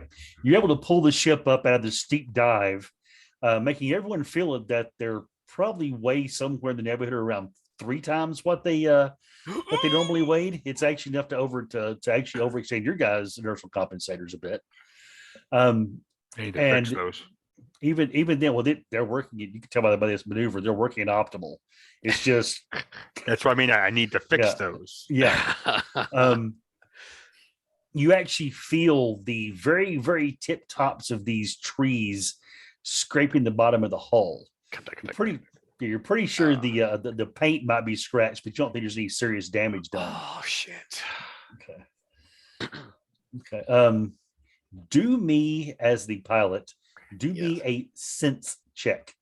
Sense, force, sense. Force sense. Hey. Attaboy, Aish. 22. All right, you're able to jerk the ship to one side at the last second as a huge bolt of lightning comes out of the sky and almost skewers the ship. That would have felt great. It's enough to actually dazzle you a little bit, but you're able to get the ship out of the way. So you're not actually damaged.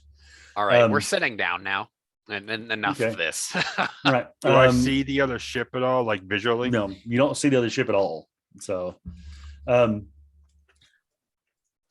if you would make me a check for Leith for sensors, see if you can find a place to set you down at.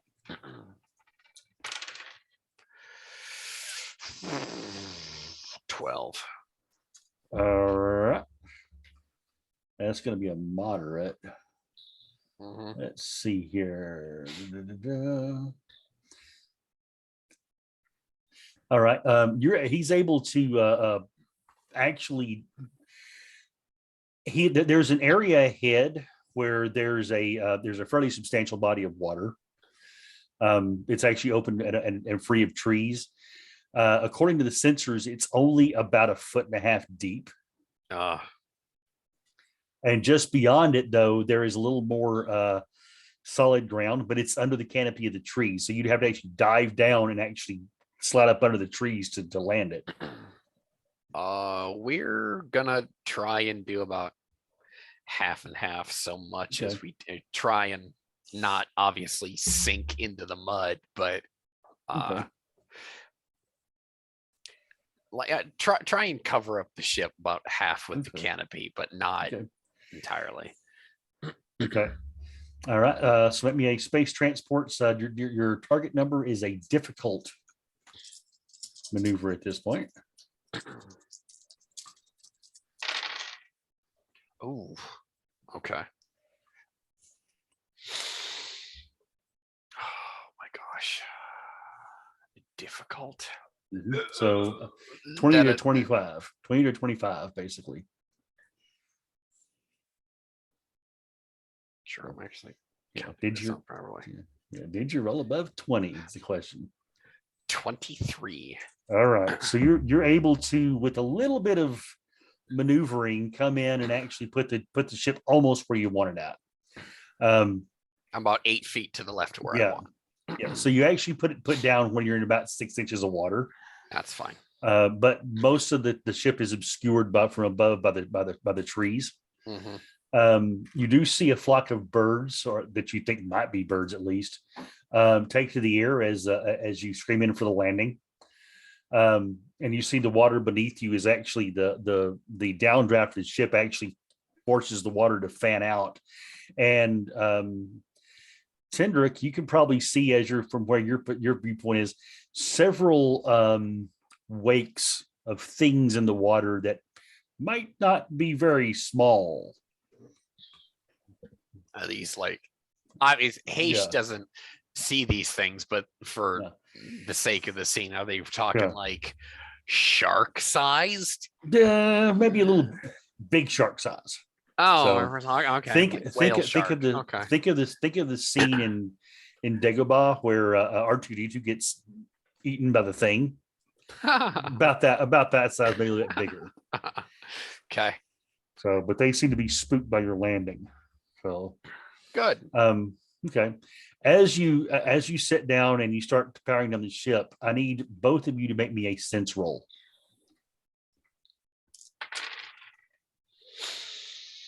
Okay, I'll do one for Glalt too. 25 even. Okay. Jesus. Heish is a sensitive guy. 13. All right. So, Tindrick, you feel as you're looking down at this water, you sort of look up, something draws your eyes across the water to the far bank of this basic pond. And you think you see a figure standing underneath the trees over there. Just for a moment, it's just a shadow. You don't get any kind of detail. It's just sort of the outline of a form of a figure. And then it's like a bit of mist blows across or spray blows across your vision and it's gone. Heish, you get a very strong feeling of presence. Good, bad, or indifferent to us. It's disturbing. You get a sense of, for a brief moment, of being surrounded by clone troopers. And the feeling of blaster bolts piercing your body as you fall off a cliff. Now, but what you're feeling, what the emotions you're feeling from this figure isn't fear. It's not even what you would think of as being tranquil, like you'd expect a Jedi to be in a situation like that. It is unbridled rage. interesting. And then you feel you feel like the sense just sort of slams shut, as if something cut it off. I'm gonna use my probably projective telepathy. Just as the image probably fades, and it probably won't get through, but for the sake of the scene, Heish would say in his mind, reaching out, I see you and I hear you. Make your roll. That would be I believe that's. Is that sense? Is that sense? I think that is projective. I believe it's alter. Is it alter? All right. I think so, yeah.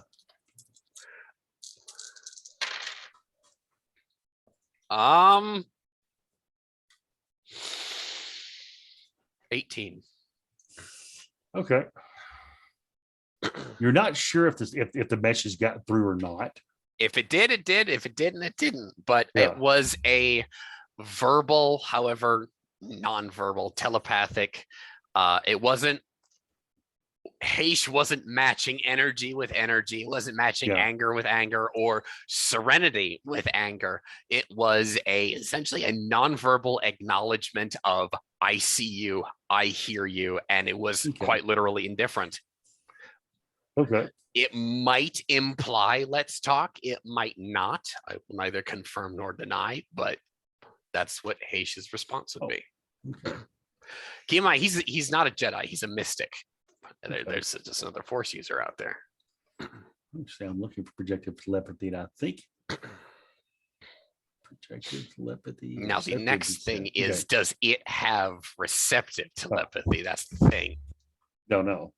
But yeah, it's actually control and sense, but that basically roll the higher of the two, or actually combine the two together. But it doesn't really matter. Just wait, hang on a second. Control and sense for projective telepathy. Yes. Oh, let me re-roll that then. Okay. Because I have 4 die in each of those. Oh yeah, roll 8 dice then. Oh well, shit. I'm sorry. Okay, let's redo that. I am sorry, Keith. That's fine. I'm sorry. I should have looked it up first. Okay. Okay, that is way better. He is Okay. fucking hearing me. Okay. uh,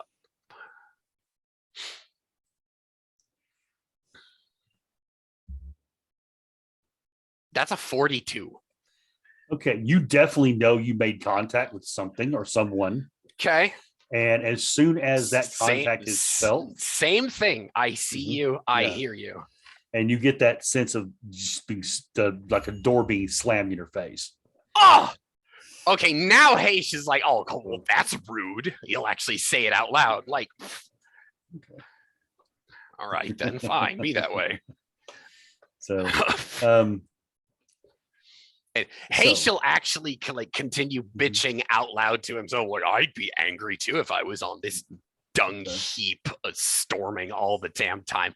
Unbelts himself, unbelts Leith, and like bangs on the chamber door to the gun if Tindrick's not outside, just walking into the common area.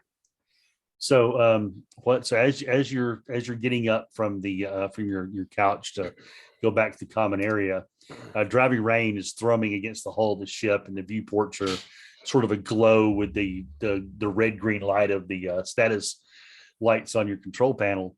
You really can't see much beyond because it's the rain is so heavy. You just see sort of tangled vines and vegetation and such. As you take a couple steps back, you feel the ship lurch underneath your feet. Shit. So, I bolt back to the cockpit. If we're not on stable ground and we start sinking, we're going to be trapped in here. Mhm. Leith, what do we need? What's going on? I'll go ahead and roll for him. Really, you want me to? Yeah. He says I have to pull the sentries up pretty quickly, sir, but it Do looks so. like something is attached to the port landing gear. We're being pulled toward the water. Interesting. Okay, well then what Haish is gonna do is he's going to pick the ship up, Mhm. move over those 8 to 12 feet where he wants to be, and set Okay. back down. All right. If something is trying to eat us, it's gonna get crushed make me your pal. Are you going toward the water or toward the bank? towards the bank. All right. So make me that paladin roll then. Hendrik would have in fact been getting out of the gunnery seat Yeah. and getting ready to go outside. Yeah. So you might actually be on the ladder down and actually get shaken a bit. 27. Okay. The ship rises, but not as high as you expect it to. That's fine. And as you begin moving that direction, you're actually feeling this thing resist you. You move about 3 feet. I had to get a gun on the underbelly of this thing, I swear. Haish will just say under his breath, "You're kind of big, aren't you?" All right. All right. If we're gonna be working for this, we're Would life sense enable me to see this thing? Oh yeah. If you want to Like- make a life sense check, you get night. You would definitely get an sorry. idea of what it is. Life detection. Yes. I also have life detection. I don't think I thought of that. Yeah. Life detection. Yes. I'm imagining a big ass crocodile. 16. 16. You get a sense that whatever's attached to the hole is big. It's got multiple tentacles and it's very hungry. Yeah, I really need to install a gun on the belly of this damn thing. Do you tell me at all?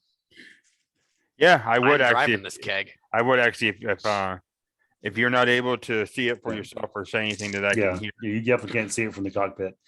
You No. also get the sense that those things you saw in the water earlier were possibly its normal prey. Oh, No. yeah. And then we're gonna find with that same roll, can I actually ascend and actually attempt to just fly the hell off? You try. Yeah. All right. but We're, I said gonna you- do that then. Okay. It's with its same roll, it's hanging on and the ship can't lift it. It's that big.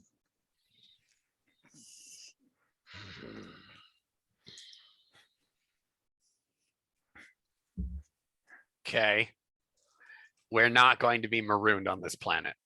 If it's got to take the landing gear, then it rips off the landing gear. Okay. It was really nice landing gear too. I know. And those were stock. Nubians are fantastic landing. Anyway, we're just gonna leave. We're honestly just going to leave. It's gonna let go because it can't hold on forever, and it is an aquatic predator. It more than likely does not like being outside the water, so we're gonna drag it through the forest. Okay. Make me a piloting or a space transport check for piloting. Also, make me a sense check. All right, here.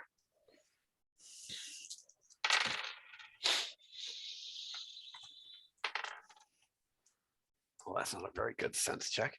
That is 17 for sense, 22 for piloting. Okay. You are yeah, you're basically giving it all it's got, and you're lifting in this thing. You're not sure if it's got other arms wrapped around something beneath the water or what, but it's holding strong. Tendrick, where are you exactly? I was basically going down to be into like the common room. Okay. Is there any way I can get better sight on this thing? You could possibly go if you go to the common room and actually go over to the where the hatch is. I believe you guys have a port to look out. I believe now we would have an underside port, yeah. Yeah. Yeah. So you can actually at least look out and see what's out there before you put the landing gangway down.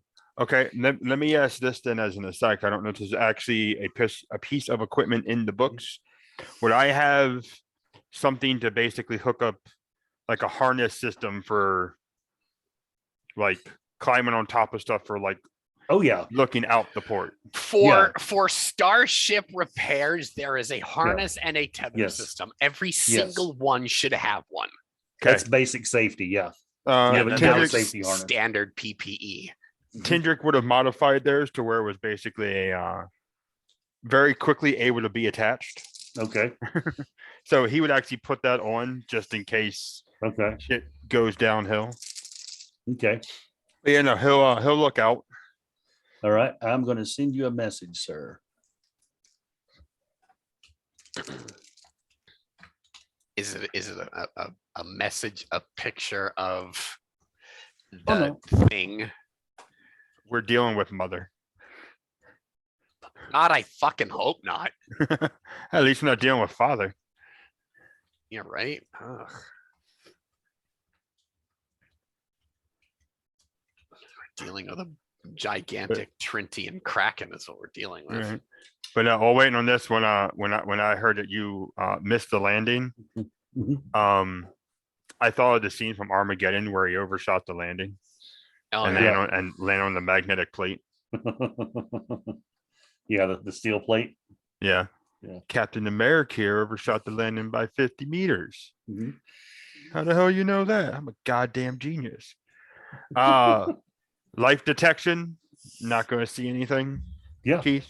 Yeah. It's I'll of course being on the ship, I would have put my throat mic and comm set in and stuff. That should have been brother. Yes. There's nothing out here. Okay. You very specifically, Haish, feel the ship being pulled down as you're giving this thing all it's got.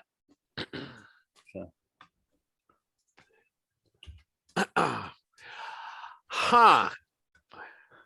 He'll in my mind, theater of the mind, Haish actually has probably the yoke probably at a 90-degree and trying to pull away from this thing. And he's probably like half in his chair. And there's like a point where he's just like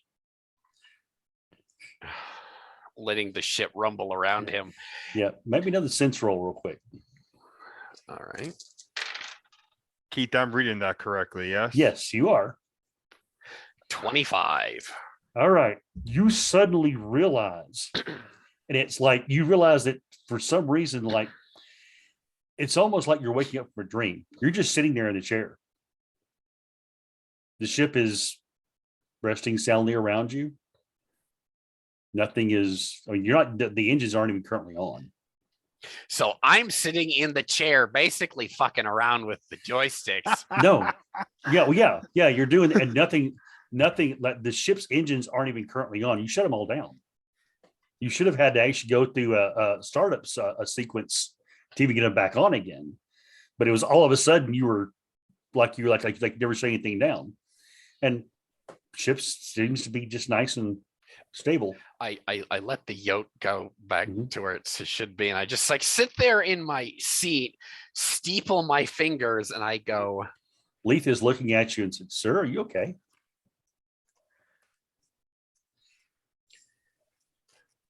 I may not be, Leaf. You hear an echoing laugh in your mind, just as something retreats. His plan's gonna fucking gaslight us. He just kind of purses his lips and goes, all right.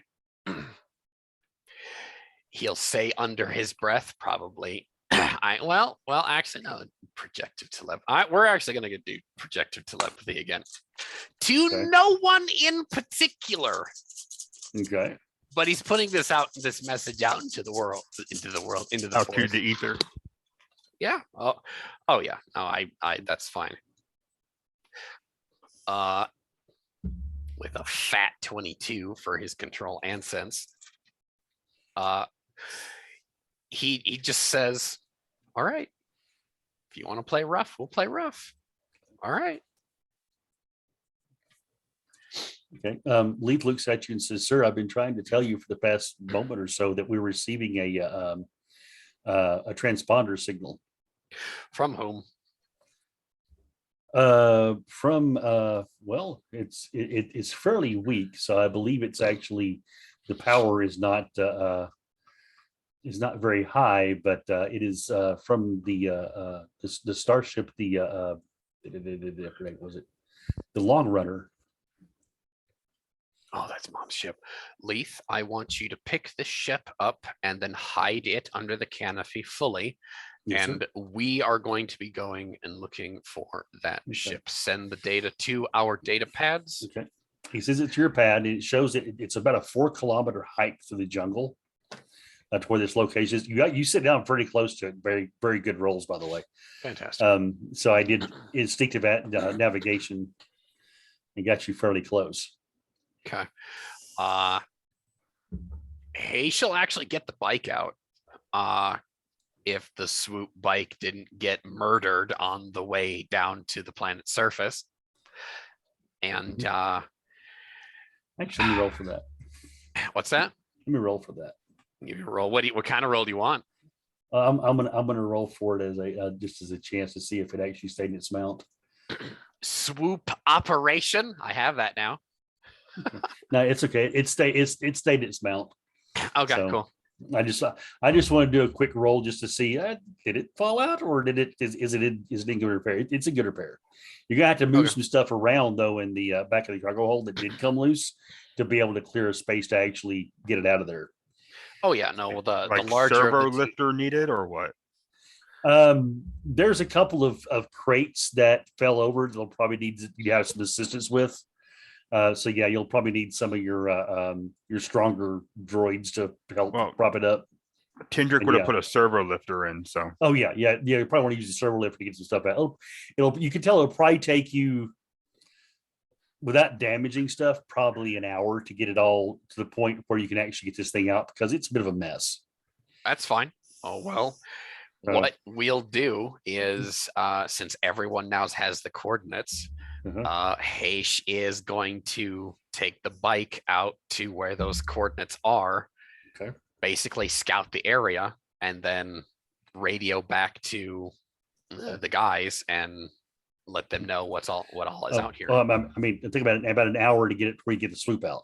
That's So, what yeah. I'm talking Oh, about. okay, yeah. So an hour goes by, you guys do your get Oh, stuff like that. We just fell Yeah. however many hundreds of miles. We're Yeah. cleaning the house up before we Oh, yeah. leave it. Haish will Oh, not yeah. leave until There's the stuff. house is set.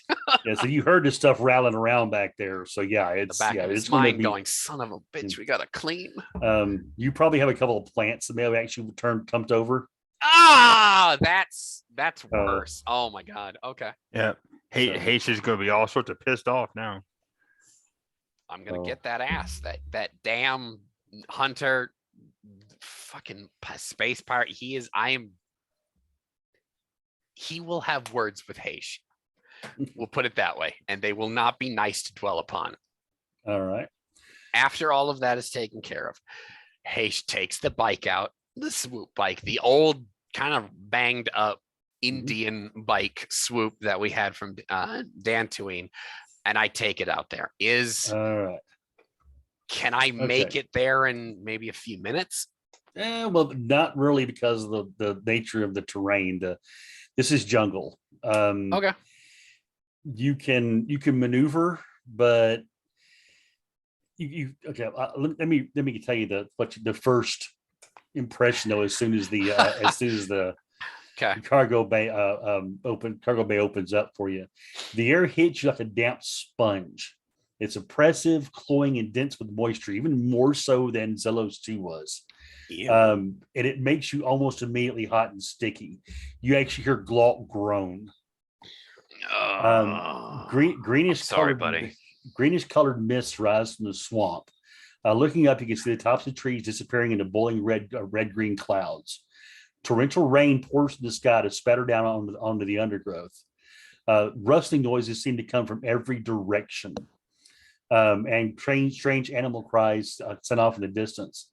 The atmosphere is one of dark foreboding, as if fear is almost a tangible thing here. It feels anything but inviting. So now you know that if you take the swoop out in this rain, it's going to be difficult to maneuver, and you might have a You might, if I a might good actually lose it. if a good gust hits you and knocks you into a tree, yeah, you could be That's a stranded dead out Haish there. right there. He's just. It's not quite the speeder bike chase of Endor, but it's less not of much that different. plus rain, which makes Yeah. it worse. Yeah, you'd have God significant negatives to being able to pilot that. Well, in Haish's logic was, well, I want to be in and out and done with this, so I'll just take the bike, and the bike would be less than useless here. Yeah. If he had eyes, he'd just roll his eye. He just looks at Tindrick and says, "This place is a dung heap." You actually, Glault comes up and looks at it and he says, "Yeah, but it'd be a great place to hide." This would be an excellent place to hide. It is perfect for that, but this is a dung heap.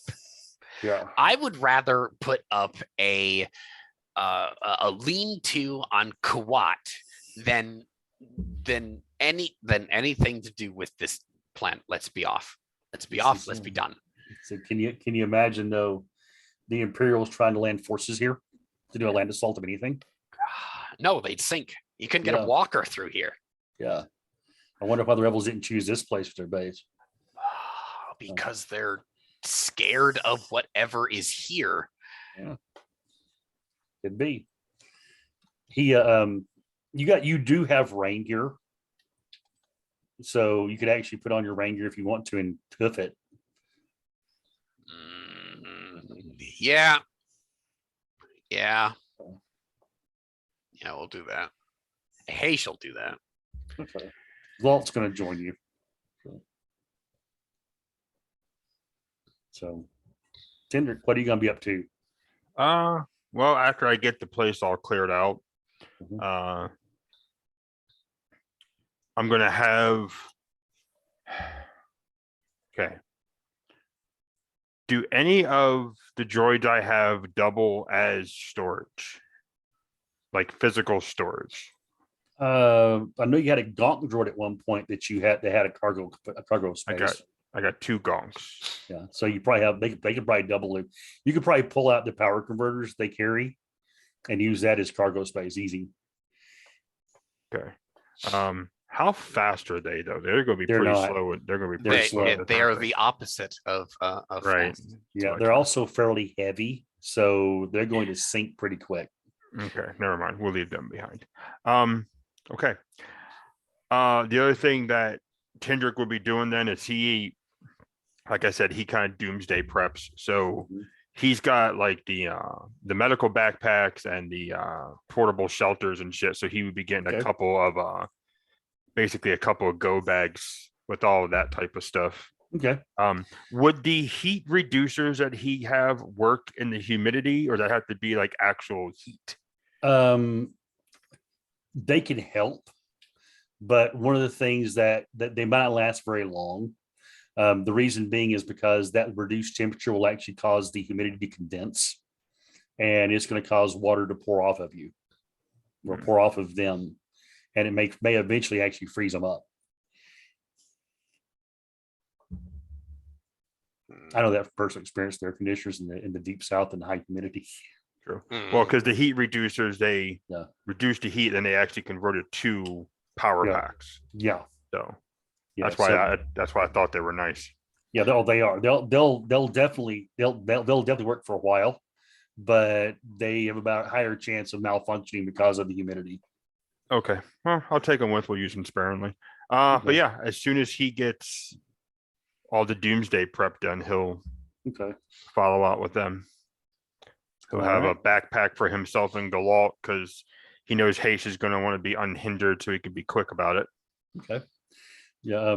Yeah. Glault will throw in a big backpack and with what needs to be there. Oddly enough, his condition seems to have improved. Good. Oddly enough, although he doesn't look like he's his fur is hanging in strings. As you guys leave the ship, I'm assuming, of course, you're going to butt it up and have Leaf sort of take care of it, right? Yeah.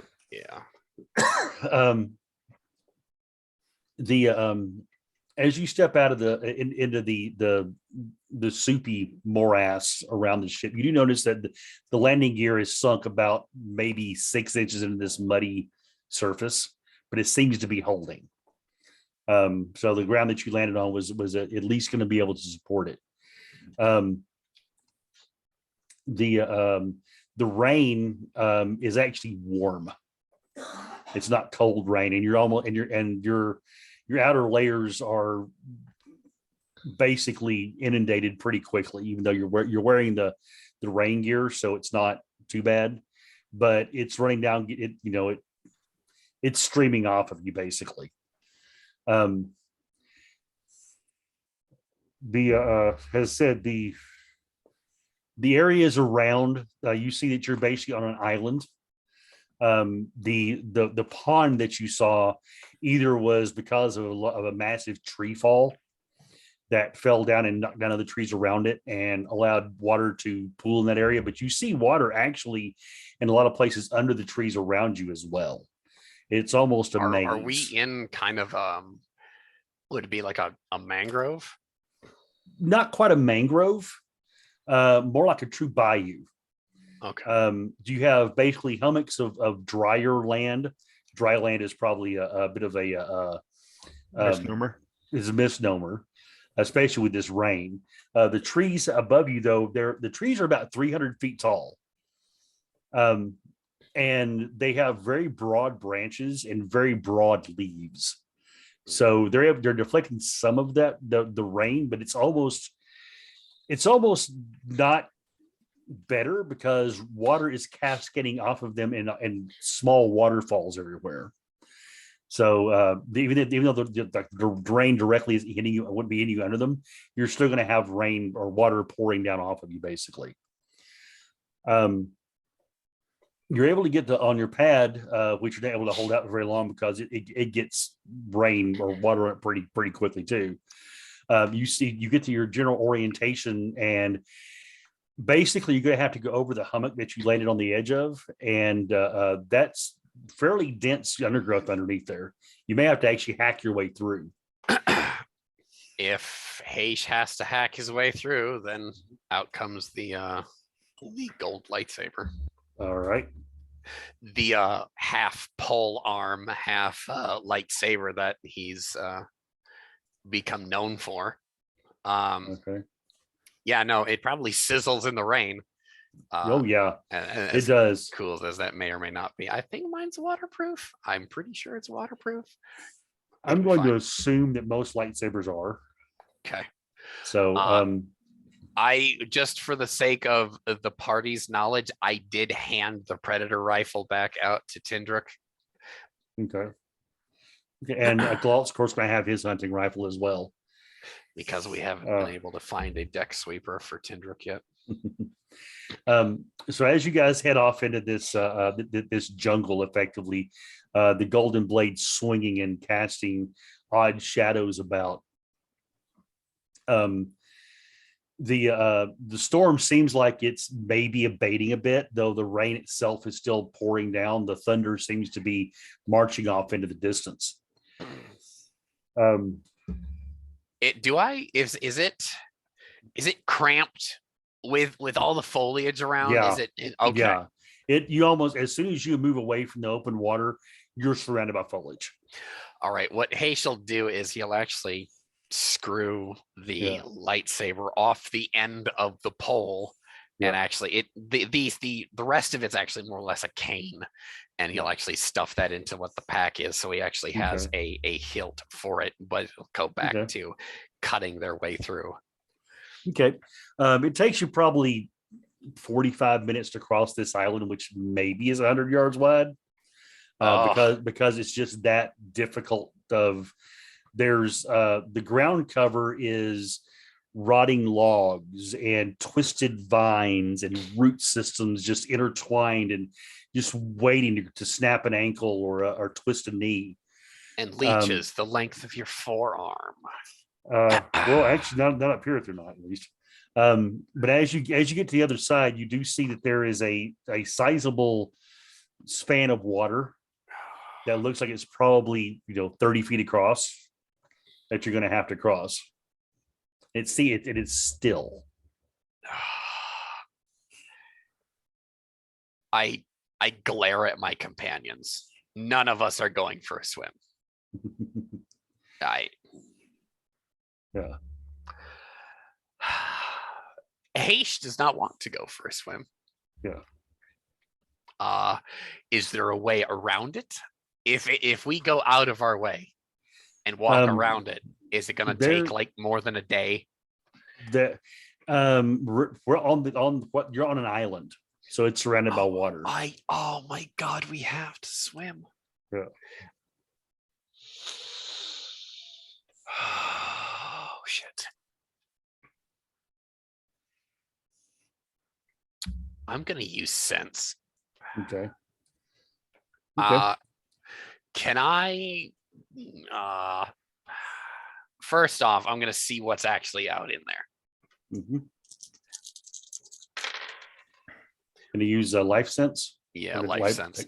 Okay. Because Haysh isn't gonna go swimming with things that could eat him like popcorn chicken. That's not what's gonna happen here. I have a 17. All right. You sense a copious amount of life all around you, in the water, in the trees around you, in the ground beneath your feet, and actually in some cases in the undergrowth, just a bare meter away from you, there's something slithering through the underbrush. It doesn't appear to be like the smaller things, at least around you, don't seem to be very threatening. They just seem to be trying to survive. Do I see anything larger than a man in the water in our path? No. Lots of smaller things, nothing larger than a man.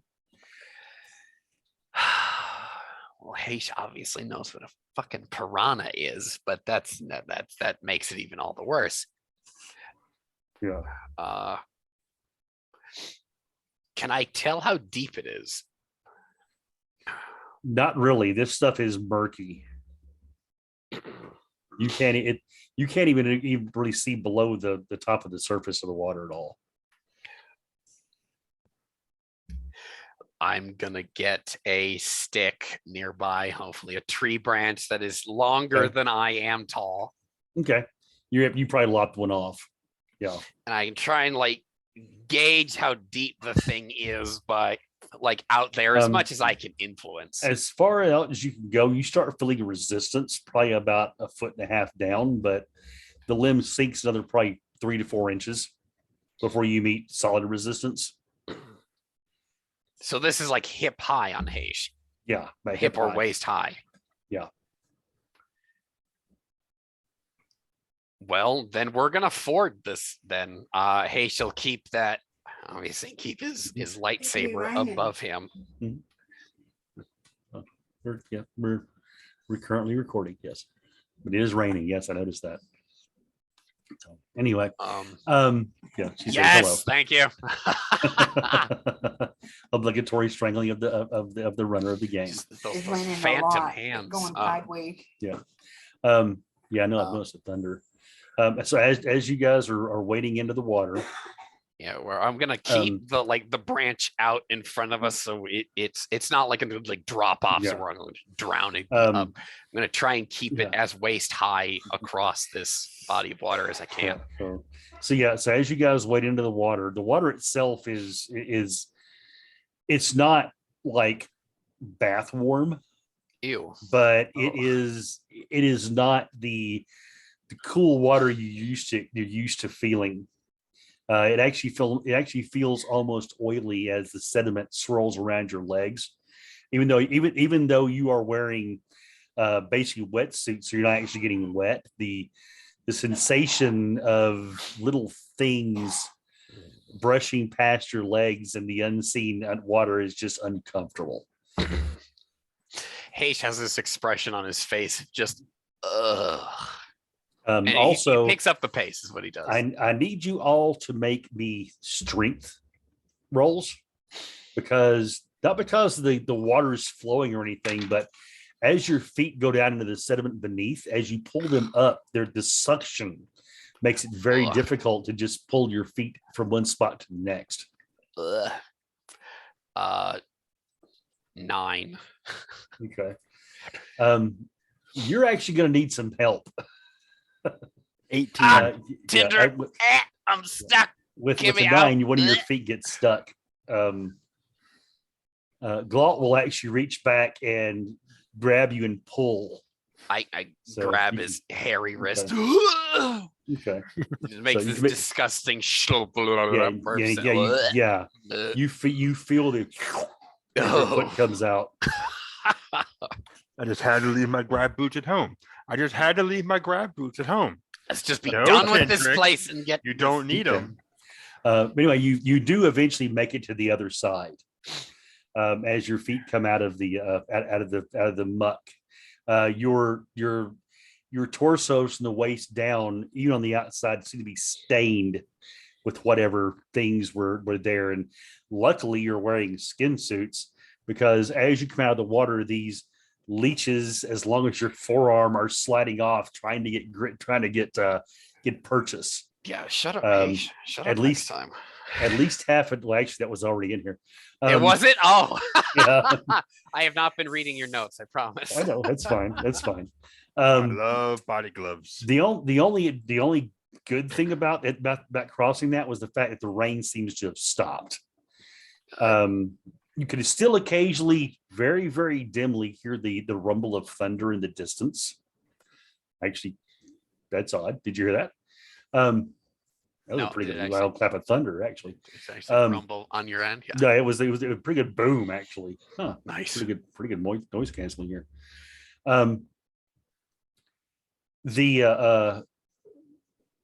Just for a moment, the jungle scene around you, as these clouds move off, starts glowing. It turns to a red green twilight. As the Twilight light, as like the end of day. yes, yes. Dusk. As dusk, basically, but it's like basically the you can look up and you can see the tops of the trees just almost lit on fire with a bluish green glow from the distant star. I as it's nudge setting. Glalt and I go, well, Yeah. at least that's pretty. Oh, it's absolutely gorgeous. The air almost feels heavier by the second as you're trying to fill your lungs, and it's almost like you're trying to breathe water in a way. Hage coughs. You all feel yourselves sort of moving slowly. You feel the hair on the back of your neck begin to prickle. Noises around you grow distant and a little muffled. The trees are around you as it gets dark begin to glow with a faint dark red light. I'm gonna reach out with sense force, actually. Okay. That seems vaguely supernatural to Hage. Okay. Oh, actually. 24. See if I can identify what this possibly could be. Could survival also be as a part of the natural world, or You can do a survival check as well. what do I get from sense first before I go ahead and make that roll? You do sense a presence, but it's diffused. It's a good, bad, or indifferent. It does not seem to be. It doesn't seem to be friendly. Although it's but not hostile. Yeah, it's almost like it doesn't want visitors, plain and simple. Almost like it's almost like it's the feeling you get, it's almost like it's contemplative. It doesn't want its meditation interrupted. Okay. That's what basically that feeling is. All right. Yeah, to an extent, yeah. That is a 14 for survival. Okay. You're not sure, but you do know that on some planets, some of the plant life do have bioluminescence. Oh. So it could be something like that. Now, what you do notice, though, with the approaching darkness, between the boles of the trees, you begin to see faintly glowing yellow eyes staring at you. Okay. About head height. How big are the these hunters eyes? are nocturnal. Mm-hmm. How big are these eyes? Like they look roughly is not humanoid sized eyes, but well, actually, they actually are about man sized in the darkness. They're about the eye height that you would expect, maybe a little lower. But the way they're set does make you think of humanoids. And after a few moments, facing forward in the skull, set forward in the skull. Okay. You feel you've actually go ahead to make me both you guys make me sense rolls real quick. Okay. Before we do that, I'd like in response to that, it doesn't want visitors sense. I'd like to use my projective telepathy again. Okay. All right. In basically in response to that. Oh my goodness, wow. Okay. All right. That is a 29. Basically, my message I'm putting out is, we're sorry to disturb you. Okay. If you would allow, let's just expedite our business, carry on with, we're meeting some here, and then we'll leave you in peace. Okay. Now do me the sense rolls real quick. Now sense roll. Yeah. Okay, cool. 16. Okay. Oh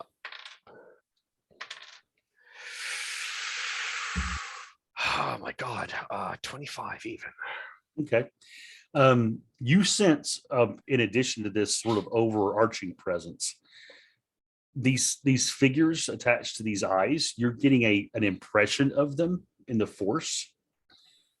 But it's faint. It reminds you of what might be a person who is force sensitive, but not capable of actually using the force. Okay. Possible. But you've basically what you've been able to read from the holocron about explanation of how Jedi would find young children who are force sensitive, is how the way they describe it sort of feels like this. Oh, okay. And as you're okay. sensing that, all of you sense this, you see movement among the trees. This is sort of in front of you, after you've crossed the water. And then you see a number of humanoids. They're kind of tall, but most of them are sort of hunched over, almost like they're either a hunting stance or in a careful stance. It's hard to say exactly. They're quite spindly, and they're a bit larger than human eyes, but they actually have an actual internal yellow glow to them. Their faces are peaceful looking. Are you they don't see slitted like cat's eyes? Are they pupilled like Oh no, they're ours? just they almost look like they're just fully glowing yellow. Oh, we don't see a pupil there. You don't see a people at all. Um, If I see that they're not necessarily threatening, Heish is Mhm. gonna turn his lightsaber off. okay, He's not gonna stow it. okay. As the lightsaber's light goes away, your eyes have to adjust momentarily to this sort of a dim red glow from the trees all around you. Oh yeah. Heish doesn't And have ice. I just got screwed over the yeah, party. well, in your case, you're actually sensing them as individual Apparitions, beings, is almost like they? apparitions. Yeah, Okay. they're there, but they're not like they almost seem to your eyes not quite like echoes, but definitely not more than you would sense from a person who is not force sensitive at all. So Interesting. they're what Tendrick can see as his eyes adjust is they're dressed in simple clothing, homespun type stuff, almost like what you'd expect to see from primitives. And you can, at a quick guess, 20, 25 of them or so. And they sort of they're like they come near you, but they don't get within arm's reach. It's as if they're studying you. Heish will just in Corellian, I suppose, as one of Heish's languages, he basically Okay. defaults to a ahoy there, kind of Okay. we come in peace, kind of make them understand in signs that he's not combative, but Okay. As you do, it takes a moment or so, but you see one. You're not sure if it's a leader or if it's just one that's made a little braver than the other ones. It sort of steps towards you to where it's like, within separated from the other group, but not, not close. It's still being very he timid. steps forward. Okay. It raises its hand, which you see has 6 fingers. Fair. And they're very spindly. They seem to have an additional joint possible to them. And he begins to speak, but it sounds like total utter gibberish to you. It's like it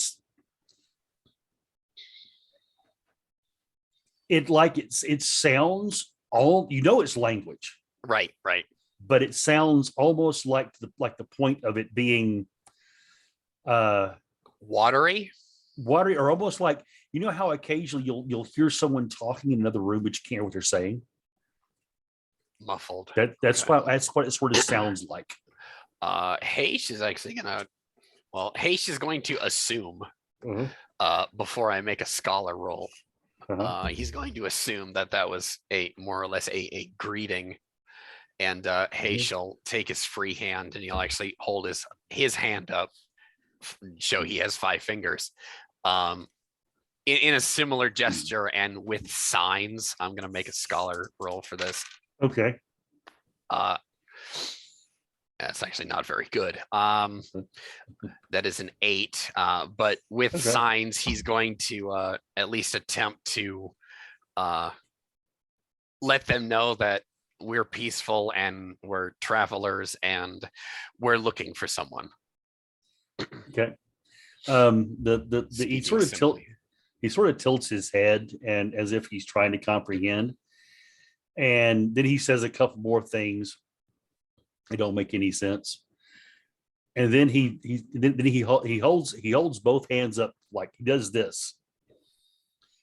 And he places his hand on his chest and he says, Dredan, very loudly, Dredan, which to you is more, it's almost like a shout from him. But to you, it sounds more like regular conversational speech. Give me a scholar check again. Oh, Jesus. 7. Concentrate on it. Concentrate. Could I? Here, Yeah. I got an. You can. Sure. I'll use concentration. Okay. Oh shit. All right. That side of the brain there for a moment. Thank you. Yeah. Thank you. 20. What did I say? 4? 24? I said 4 before. That Yes, is you have 2 6s. 7. You said 7 before. 27. Then there we go. Okay. You actually remember something because you do watch the HoloNet quite a bit. He watches too much TV. Specifically, you actually remember something about Dredan. You remember that there was a species of basically peaceful aliens that were called the Dredan, who early on after the Clone Wars was pretty much completely exterminated by the Empire for harboring Jedi. The Empire claims that they were all eradicated because they glassed the planet. Shit. That sits on Haish's mind like, I am talking to almost the end of a people in decline. And like the bookish nerd in him goes, I need to talk to all of these people. Yeah. I'm gonna use my projective telepathy. Okay. In hopes that Haish thinks that the Force will kind of translate his thoughts, feelings, and desires. Oh shit. All right.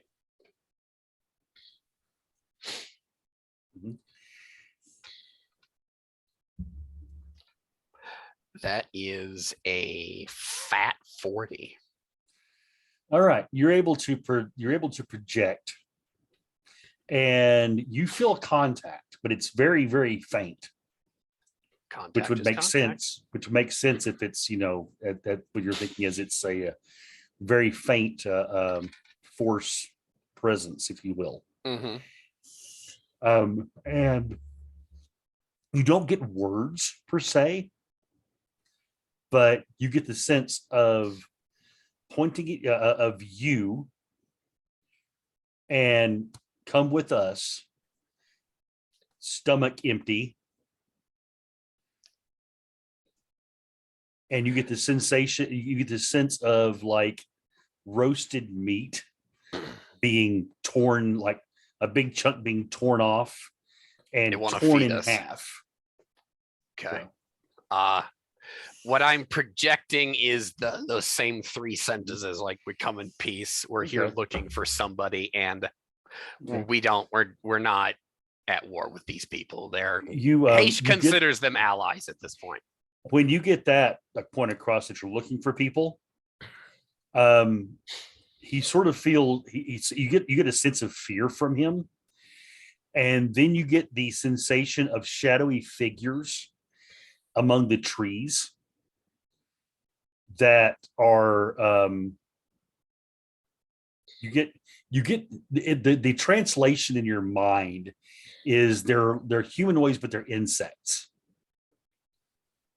And they're holding bizarre sticks, and from the sticks comes flame, and where the flame hits, things die. And the sensation that those are out there. Hayes just nods. And it's sort of and then you get the sensation of, are you like them, basically?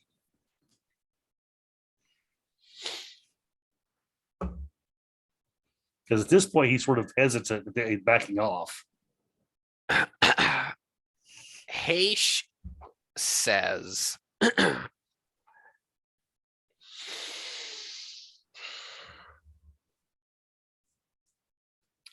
similar, but I am a friend. These are friends. He Okay. kind of like with signs and empathy, he says, we might be able to help you. Okay. If they are, and he'll actually gesture with his hand out away, Okay. indicating them, the other. Okay. And he'll say, he'll emphasize, if they are enemy. Hayes puts his hand on his chest and he says, and he'll actually say out loud, Hayes. You actually wait for him to actually, maybe if he says it out loud, let him think about it, like try and pronounce it. His eyes go wide and he puts his hand on his chest and says, Sajat. Sajat. He'll smile and he says, Hayes will take care of them. It'll empathize something not nice to dwell upon, but I am friend. You see his eyes sort of get big at that. And you also notice that the other ones that you guys can see their eyes get big, a little bit big too, as if they're here like listening in on this conversation you're having. And he looks around at the others and he bobs his head once sort of very rapidly. And then he waves and he turns and begins slowly walking away. And he looks back to see if you're following him. Oh, I'm following him. I turn to the others. Come along, gentlemen. They wish to feed us. Okay. As you're walking along, you notice that you're heading into a richer part of the island as far as like the vegetation isn't so much swamp-like per se. You're seeing small birds' nests in the trees, and actually with the level of survival you have, do they have agriculture here? Do they have gardens? Doesn't seem to be agriculture. Okay, so Hayes thinks they're still like Paleolithic. Yeah, you are seeing quite a bit of fungi, which you're pretty sure is edible. Okay. And it did mention, you remember in the report, it did mention that pretty much that the only thing on the island that offworlders could eat was the fungi.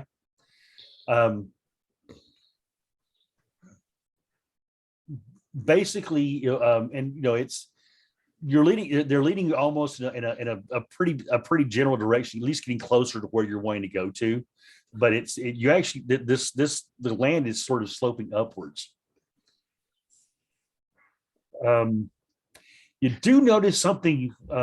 Make me. Let me see. What would be the proper skill for that?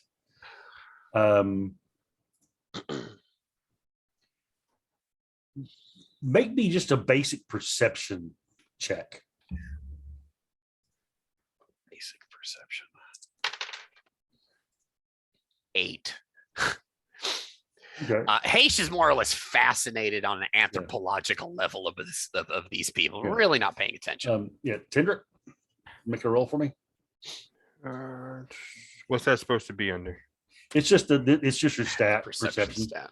Oh, just perception. Okay. Yeah.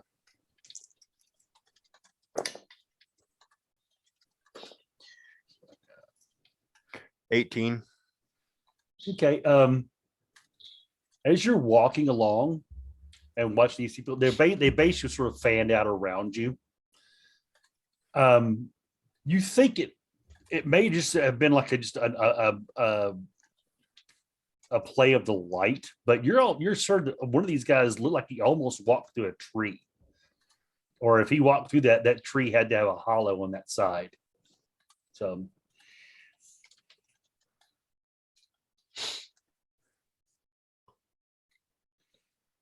Hayes is just studying these people. He's more or less fascinated because he remembers reading that on the HoloNet and watching Mhm. that that Yeah. newsreel on the HoloNet that these people should be extinct and they've clawed their way back from oblivion. This is amazing.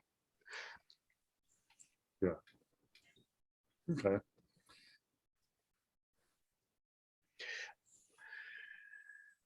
So when we get to the village, what I'm assuming that they're Okay. taking us to their village. What all happens there?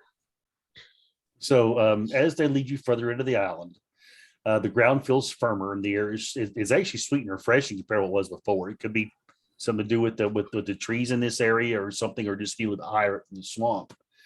Large fungal growths cover the ground and the lower branches of trees. And the trees themselves, actually, you're starting to see trees with fruit hanging from them. It's a bright orange color. They take you to a clearing where there's a large carcass over a campfire that's been spitted in. Looks like it's in the last stages of being cooked. Simple wooden plates are set around the fire, and the plates are covered with fruits and vegetables. Sajak behind you sort of moves his hands down, and he sits at a plate, and then picks up one of the plates and actually has some meat placed upon it, and actually reaches out towards Hayes and hands it to you. Oh. I'm gonna try and send that empathy Yeah, back to yeah. him, and not terribly suspicious, but like being very serious, asking him like, Mhm. can I eat this? Can off-worlders specifically eat this? As you do that, he just sort of motions and like here. And for Tindrick and for Glault, other ones basically bring you guys plates as well.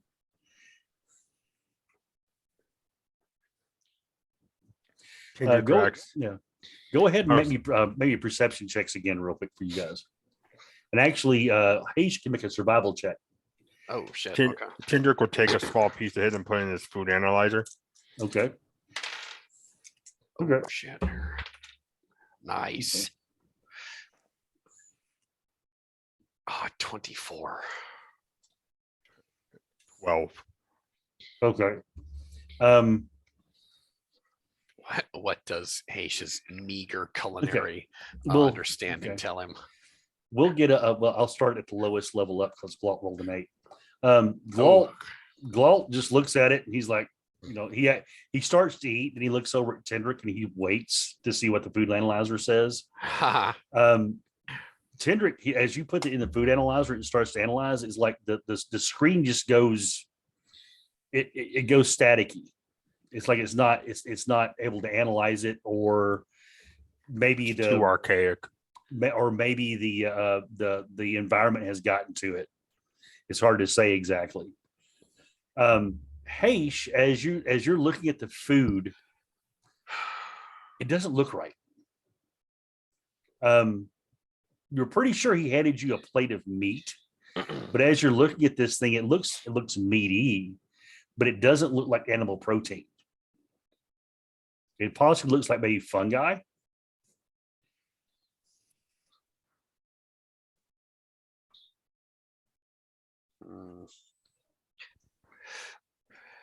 Haish knows enough about primitive etiquette to not actually refuse food outright. Otherwise, they might take insult and kill us.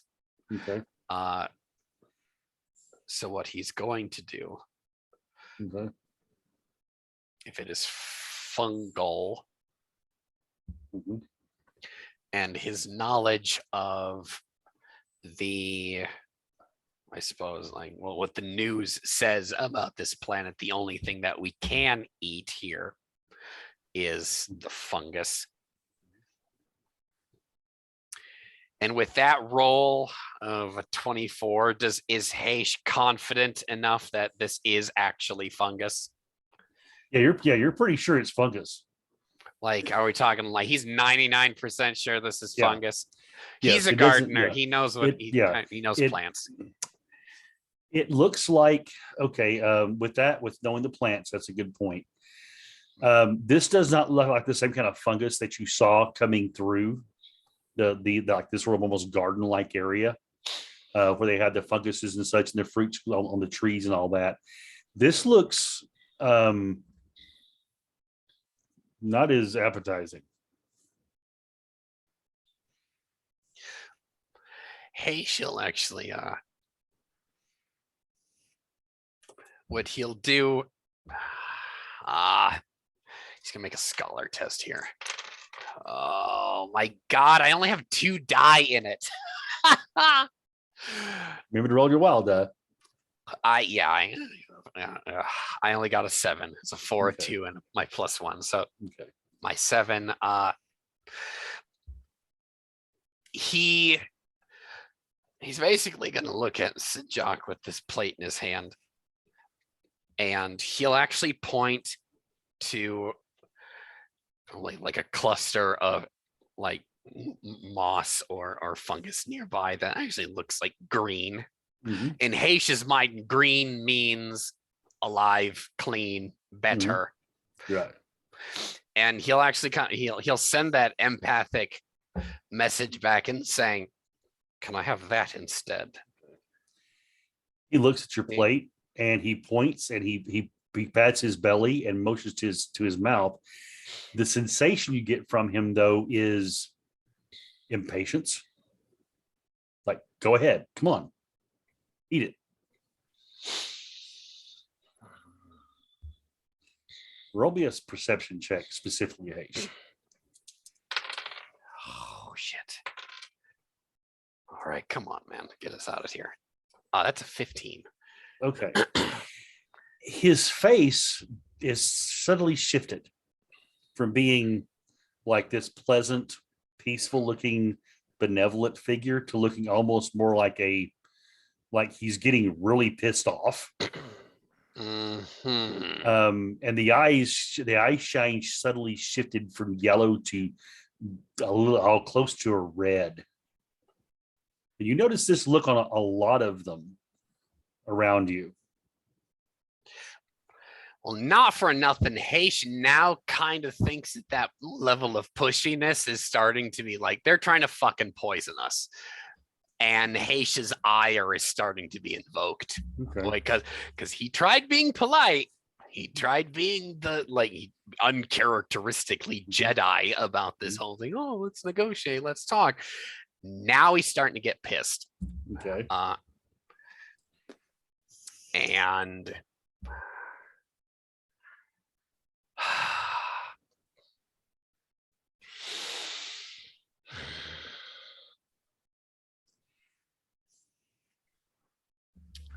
I honestly don't know what to think about this play. I really don't want this to turn into a bloodbath if it doesn't have to be.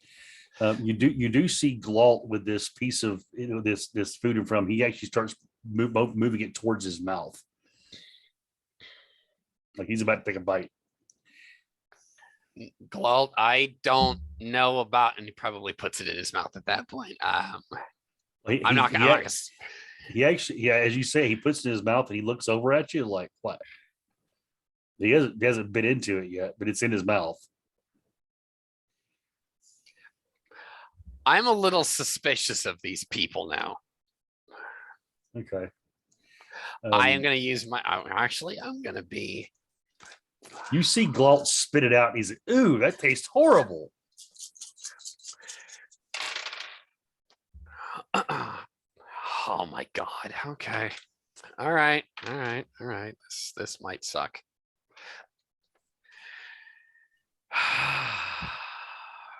Okay. All right. Going through all my dice here, Keith. I'm sorry. That's fine.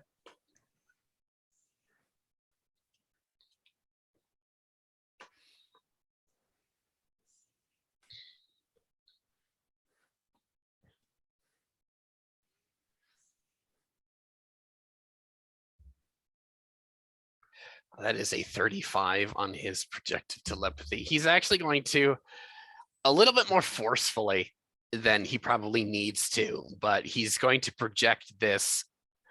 We've already eaten. Show us where the others are.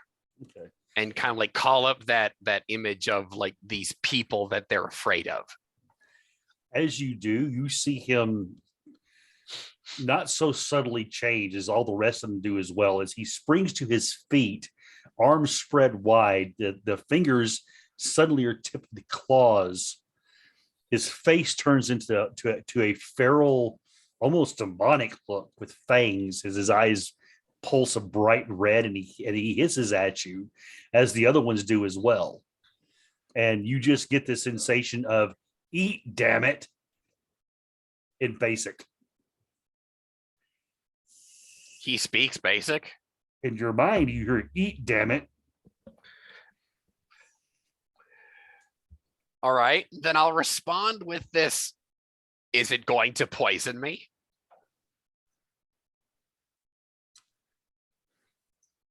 And you get a reply back in your mind in basic.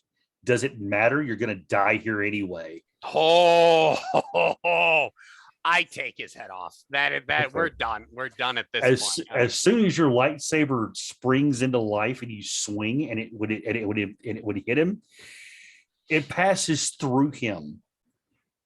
I mean, just like that. Everything no goes bone, dark. no flesh, no nothing. God damn. Everything goes dark except for your lightsaber glow. Around you is just a dark, oppressive jungle. Of course. Would I have had any of those lumens that Gaiden brought in also long ago? Oh, I'm sure you do. So what are those exactly? We never actually went. They're basically like little pocket flashlights. Okay. So can we say, like, for the sake of the scene, we probably have hip lamps that can be probably I'm sure you guys probably have for us. These lumens are they're basic. Everybody they're prolific throughout the galaxy. Okay, it's just it's just the like one town wouldn't have them because they don't go out at the dark. Okay. Yeah, exactly. It was something odd to them because they don't go outside. Why the hell would they ever want one of those? Right. The dark trees covered in clean vines, the hanging creepers tower over you, and the creepers sort of just almost seductively just brush your faces as you're standing there as a slight breeze blows through. Breeze though is very is very icky. It's icky, sticky. That sensation earlier of it feeling better vanishes with them. There are no beings around you. There is no fire. There is no beast roasting over it. The only thing you have is a piece of bark with a lump of very unappetizing looking fungus sitting on it. Haysh will flick that away and he'll curse. I'm done with these illusions. You hear a slithering noise in the distance and the sound of something large splashing into the undergrowth and into the end of the water. And then everything goes quiet again. And with that, I am going to go ahead and call for closing soliloquies from Haysh and Tindrick. This is 11:17. Oh, Tindrick can go first then. And so, Tindrick, with all of this has happened, what do we see in your mind? What are you thinking, sir? Tindrick is a very materialistic man. He doesn't like mind games. Quite honestly, as soon as he had saw Haysh's lightsaber come to life, he'd actually drawn his pistol. As soon as it went dark, however, and Tindrick being Tindrick, he's now catching on of, all right, this planet's trying to fuck with our heads. Now I know. Well, now he has an inkling of why the reports were the men were starting to get short-tempered and doing shit because something's probably fucking forcing their hands. He is now of the mindset of don't trust a goddamn thing unless I can touch it and I can shoot it. And he's going to quickly, unless they move away, he is going to quickly start getting lights out to illuminate a section so they're not in complete darkness. Tindrick is now in survival mode. So he is now going to be head on a swivel probably at all times, light sources out at all times, and he is just Hayes is going to be probably swing first. Don't bother asking questions. Tindrick is just going to be everything's a goddamn threat now.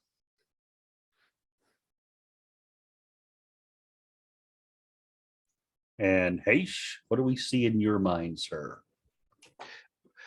Haish is oddly quiet. He's actually taking in the situation, the sensations, the senses of the area. And if the news reports were true, then the native species are indeed dead.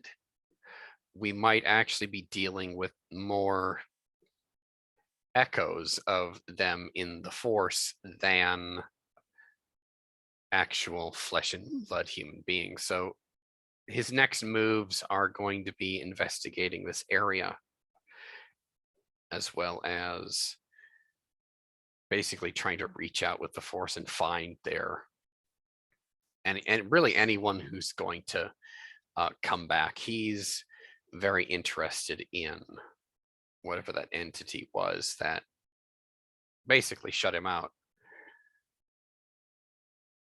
So in these last moments, he's standing there in the golden glow of his lightsaber and just waiting for the darkness to form claws and to come after him. But he's not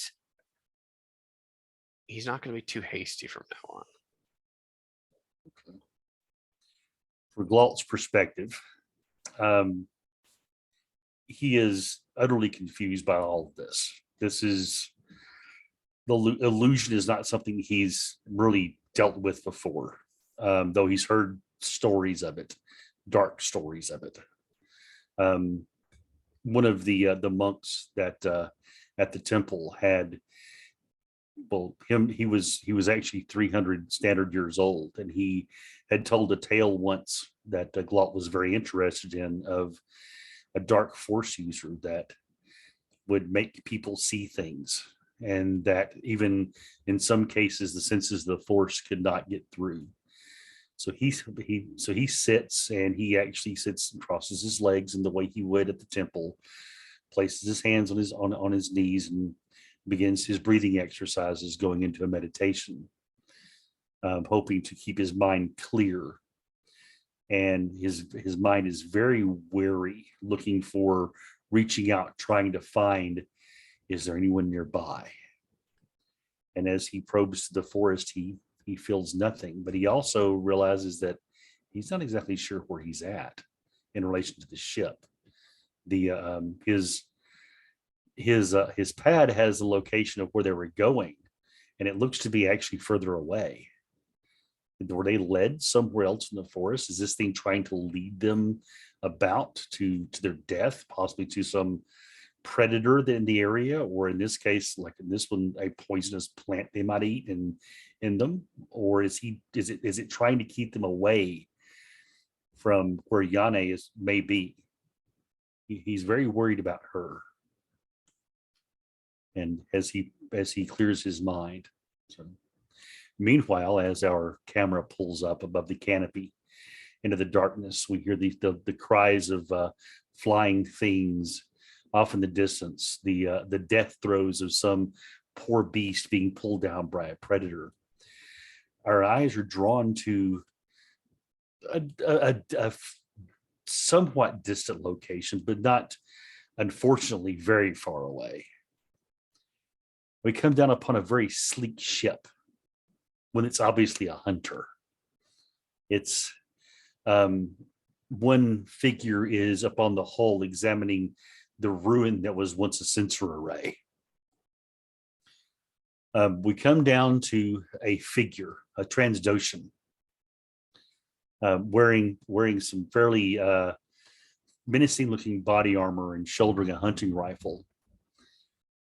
We see his eyes, very cunning eyes, and the camera pans behind him to look where he is gazing, to 20 more figures that may very well be bounty hunters as well, checking their weapons and gear, gathering together things to allow them to survive. And his gravelly voice says, they're not that far away. Spread out and find them. And if you happen to come across whoever was in that Nubian, we'll take them too.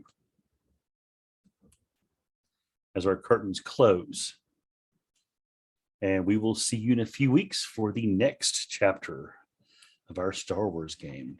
Good night, everyone, and may the force be with you.